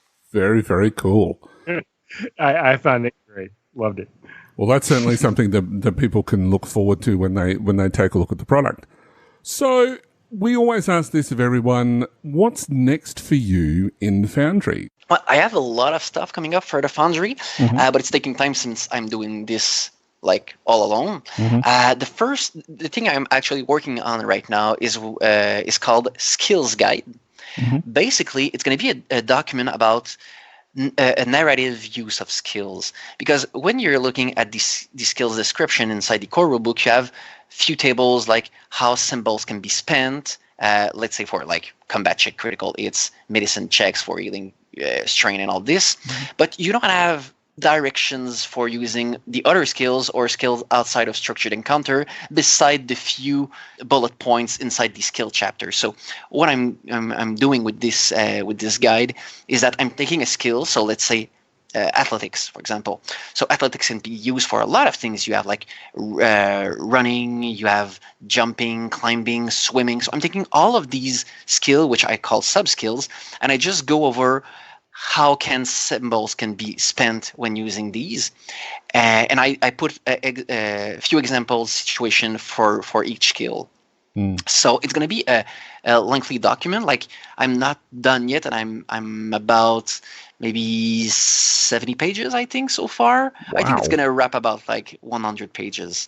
So there's this coming up. That's my current project, and after that, I'm going to revisit Inquisition with lots of new of small rule complements. So there's just going to be like few pages about like adding something. So for example, I want to expand the I want to add a new type of damned character. So we have like the trees, vampire, werewolf, and grave walker. I want to add another one with the expanded player's book coming out soon, I hope. I'm gonna expand on the seafarer of the setting, because for now there's actually no there is no vehicle inside the Inquisition setting. But if you look at the lore, there's actually sea trade going around, so we need ships to for this. So I'm gonna have a module on this. I want another module on building a kingdom management, because let's say in your game you save the count for some embarrassing thing or defeat or whatever, so they can reward you a small bit of lands and for you to manage, so you can build a town or something like this. So I want rules around this. I want to expand on alchemy. So like there's a bunch of stuff coming up for Inquisition, in addition to adventure module that I still want to add to it as well. Very cool. Well, Guillaume, it's been a wonderful conversation. For those of you listening, I really encourage you to check out Inquisition. It's got, it's like... You look at it's like, oh wow, a fantasy setting. It's as I hope we've elucidated, it's so much more than that. The idea of dark fantasy, or I guess as Guillaume put it, low fantasy, is such a rarity in this hobby. And to see it done in this fashion while still keeping those same elements of the supernatural and a lot of the things of really classical medieval lore that's almost historic or semi-historic to a very large degree is just it's extremely unique. And so we found this to be a very strong offering in the Foundry, and we seriously encourage you guys to check it out. So, Bill, thank you so much for coming on and talking to us about this. We really do appreciate your time. It was a pleasure. Awesome. All right, Chris. So, if people want to know more about what's available on the Foundry, they just need to go to www.drivethroughrpg.com. I think we've got some questions that we really need to get into. Should we fire over to that? I think we need to try and squeak our way underneath that hammer. Indeed. Under the Hammer. And welcome to Under the Hammer, the segment where we will answer your games and rules questions about the Genesys role-playing game as it impacts both rules and content creation, and of course play. Now, this episode we have a couple of interesting questions. So, Chris, would you like to read out our first question? Absolutely. It comes in from Rob Almond via Facebook. He says, "Hi guys, I have an Android question specifically about running. I use the access system action and successfully access the system. I use my incidental to go to a piece of ice protecting a subsystem. The rules then state that I must then encounter the ice, meaning I perform a break ice action. That would then be the second action in a single turn, which is against the core mechanics of the system. So how does that work? If I'm forced to wait until my next turn, it gives me the opportunity to game the system by spending maneuvers to equip optimal icebreakers or simply run away like brave Sir Robin. I cannot perform a second action on my turn, but the rules compel me to break the ice. Help me, GM Hooli. You're my only hope. You want to take this one, man? Yeah, absolutely. Look, for those who aren't familiar with it, you want to be looking at the section under hacking in the core rules. And if you've got Shadow of the Beanstalk, which is what specifically we're talking about, you're looking in that sort of section under the net.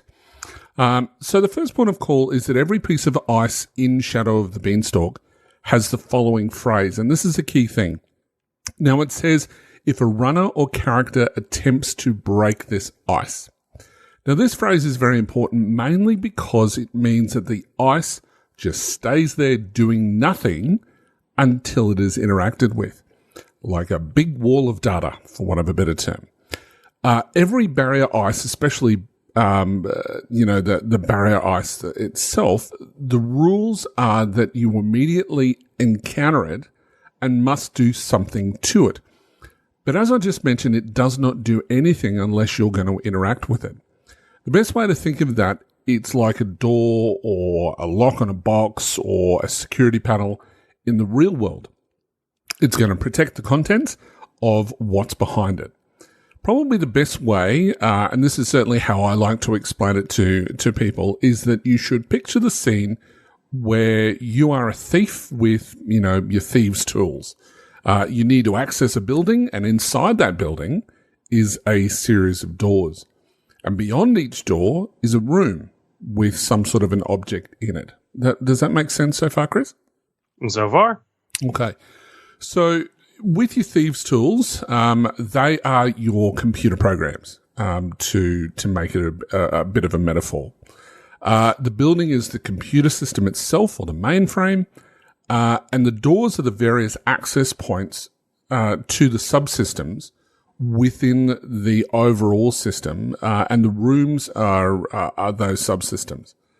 So some of the doors are going to have locks, some don't.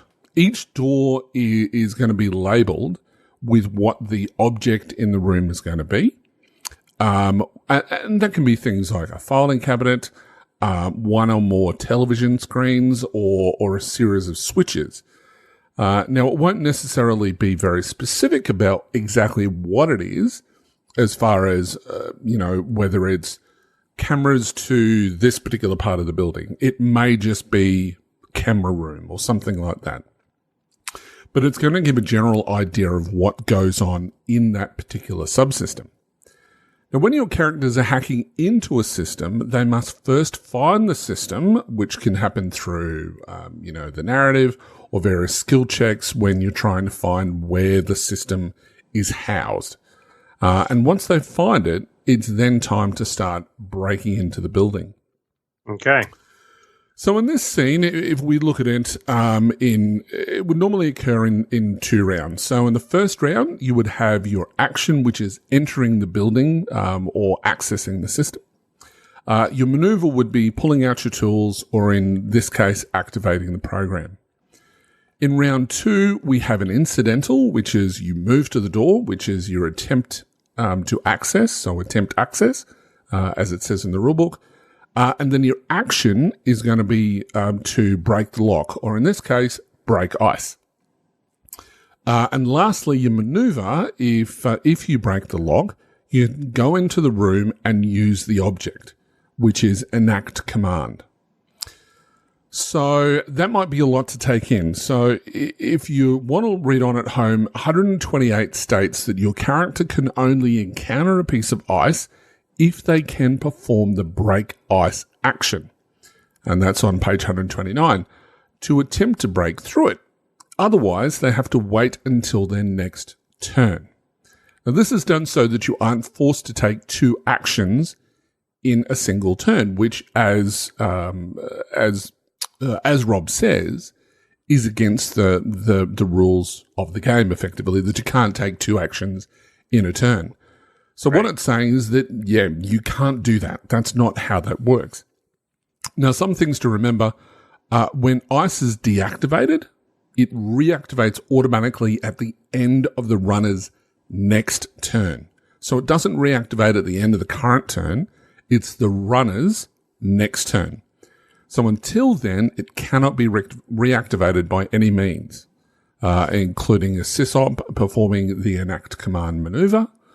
And if a runner spends die results on using special abilities to keep ice deactivated longer, such as spending an advantage or a triumph, if you look at the spending advantage and triumphs table on page 130, it cannot be reactivated for that extended duration.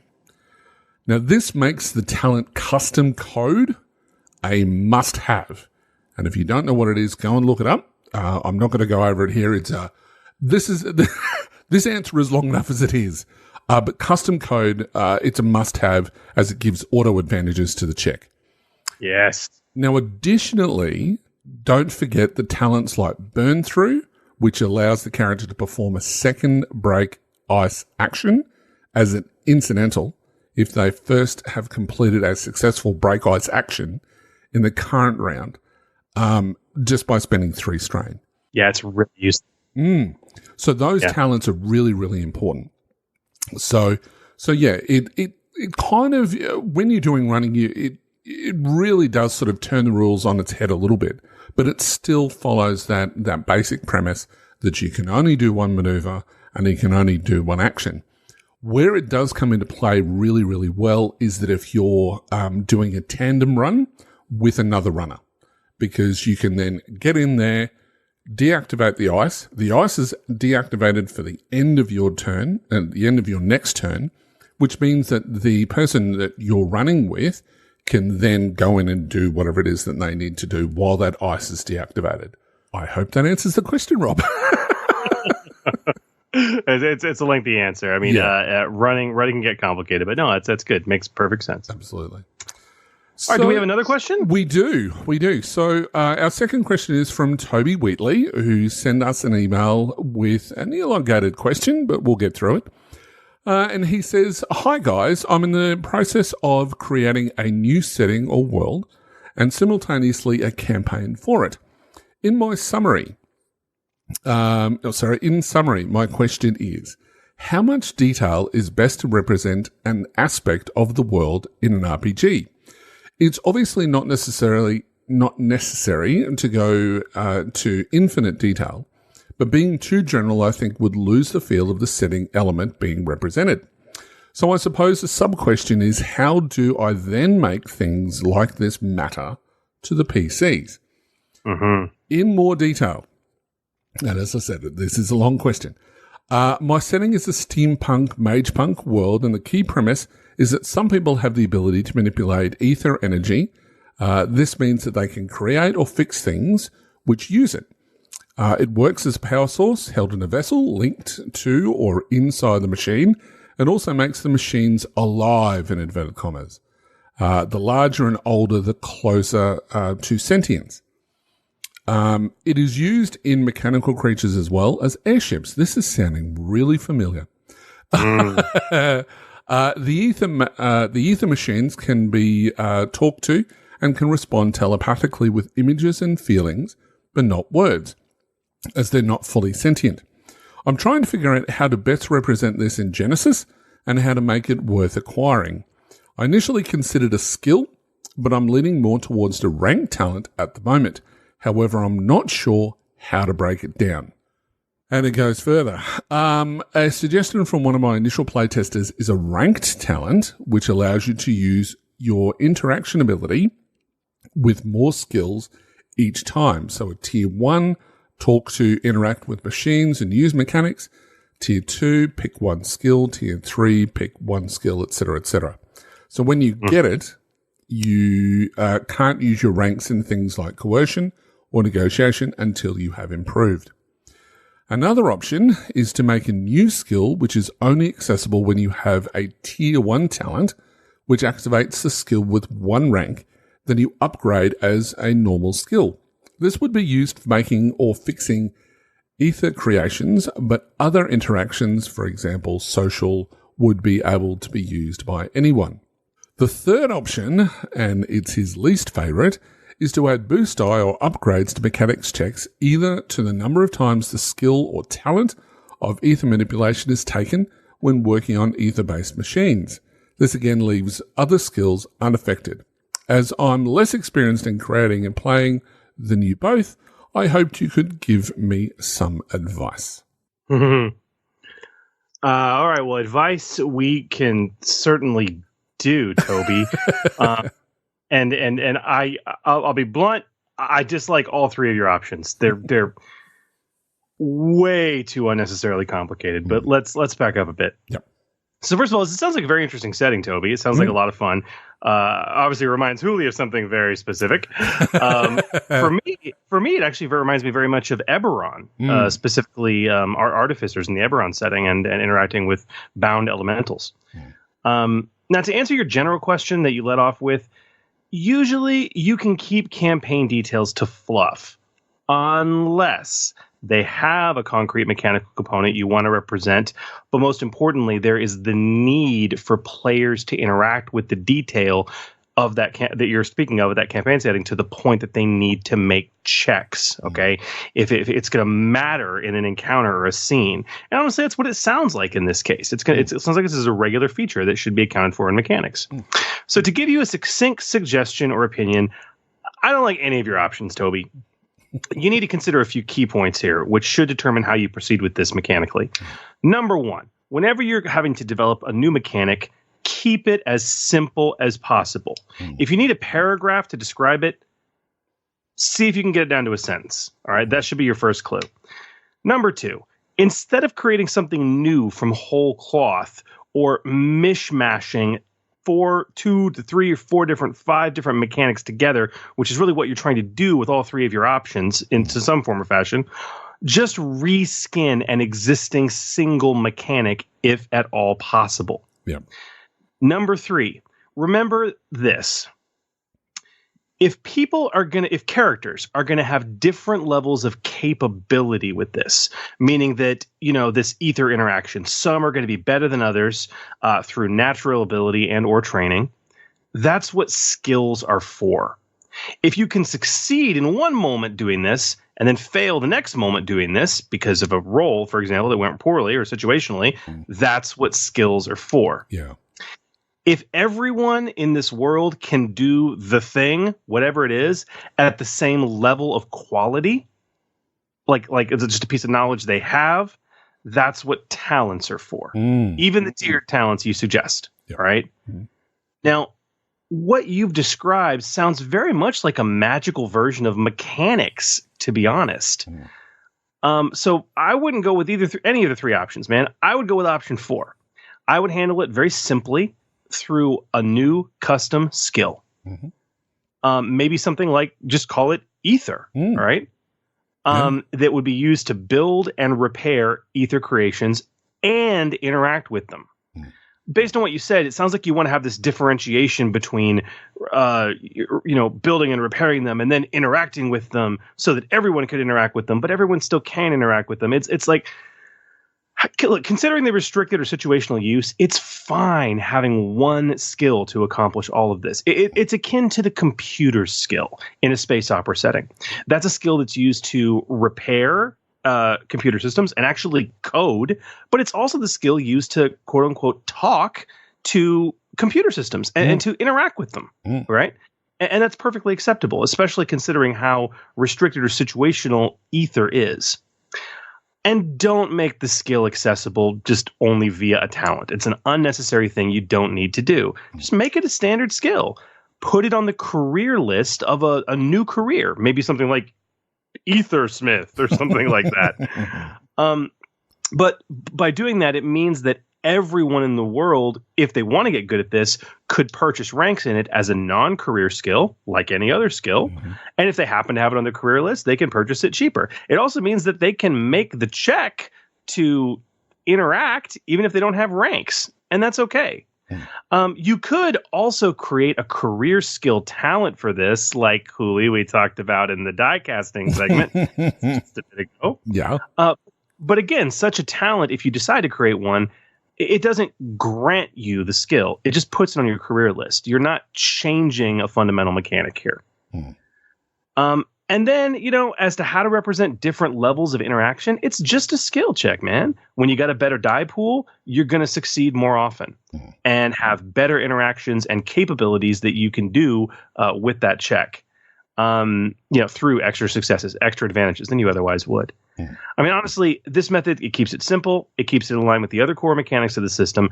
Don't fall into the trap, Toby, of thinking you have to create entirely new mechanics just because you have an entirely new, awesome setting aspect. Yeah. And that's my advice. Absolutely. The only thing that I'd like to add to that is that if he wanted to, and I know that it's been done in another setting I was involved in, what he can do is that if he only wants a certain type of person to be accessing that particular skill, if we want to use ether as the skill, that sounds like a little bit like a racial ability. And we see that in Terranoth when it comes to elves. So elves have automatic access to the divine skill. So, that's another way of doing it if you want to restrict the use of that particular skill, if you want to go down that path. You could also treat it like a magic skill where it's like, look, you can't attempt this unless you have a rank in the skill. Yeah. Yep. But at that point, nobody could use the skill to interact with these creations. That's right. Yeah. So I don't really recommend that. Just, keep it simple. Yeah. And, in terms of, maybe, you could even go so far as to say, you know what, you need to have a rank if you want to actually build or create something with it. That's an easy compromise. Yeah. Well, there you go. So that, hopefully that answers your question, Toby. I know that Toby I was involved in with the dice pool, and great guy. And thanks for your question. Hopefully that does answer that for you. Well, Chris, that brings us to the end of our show. So, which is a real shame, but that was long. But it was great. Can I just say? It was content though, and I love talking with Guillaume. So yes, absolutely. And I'll tell you what, when it comes to Magic, I've learnt some stuff just by hashing it out. So hopefully our listeners have as well. But going on to our questions, if you'd like us to answer any questions about developing your own content for Genesys, being a GM or a player, or general questions about the rules themselves, you can send us an email to forgegenesis@d20radio.com, or you can post your questions to either Facebook, Twitter, YouTube, or any of our social media sites just by searching @ForgeGenesis. Also, be sure to join the even larger discussion in the D20 Radio Facebook group, where we nerds congregate to cross-pollinate. Yes, and don't forget to give us a like or follow us as well. Plus, if you like what you hear or find what we do on the podcast really helpful, let others know about it by sharing our episode announcements and by dropping us a review on your favorite podcatcher, including iTunes, and of course, throwing us a like on Facebook and a nice review. You can also visit our website at forgegenesis.com, which is also, as we've said, the repository for all the cool content that we are developing right here on the show and making available to all of you. Very cool. And be sure to tune in to our next episode, where we're going to return to our deep dives on archetype creation by taking a look at those all too cunning and sly species and archetypes. That's right. We'll be talking about the ins and outs of custom species and archetypes who rely on cunning as their primary characteristic, and how to craft the best savvy species you can. And of course, Julio and I will each be building our own cunning-focused species to whet your appetite. Well, that's a wrap for us. Thank you for listening, and we hope that you join us next time as we continue to explore the Genesys role-playing game. I'm GM Hurley. May your triumphs be many and your despairs be few. And I'm GM Chris, wishing you peace, love, and good gaming. And remember, the Forge Podcast helping you hone your gaming edge. The Forge, a Genesis podcast, is a proud member of the D20 Radio Network. For more information about the network, visit www.d20radio.com. The Forge is a fan-generated podcast. All the information provided on the podcast, social media, and related website is not affiliated with Fantasy Flight Games or any of their licensors. The content of this podcast remains a property of The Forge, a Genesis RPG podcast, and is intended for educational and informational purposes only. The Genesis role-playing game, Genesis logo, Genesis Foundry, content, and all material remain the property of Fantasy Flight Games. All products available on the Genesis Foundry website remain the property of their respective companies and individuals. For more information about The Forge, a Genesis RPG podcast, visit www.forgegenesis.com.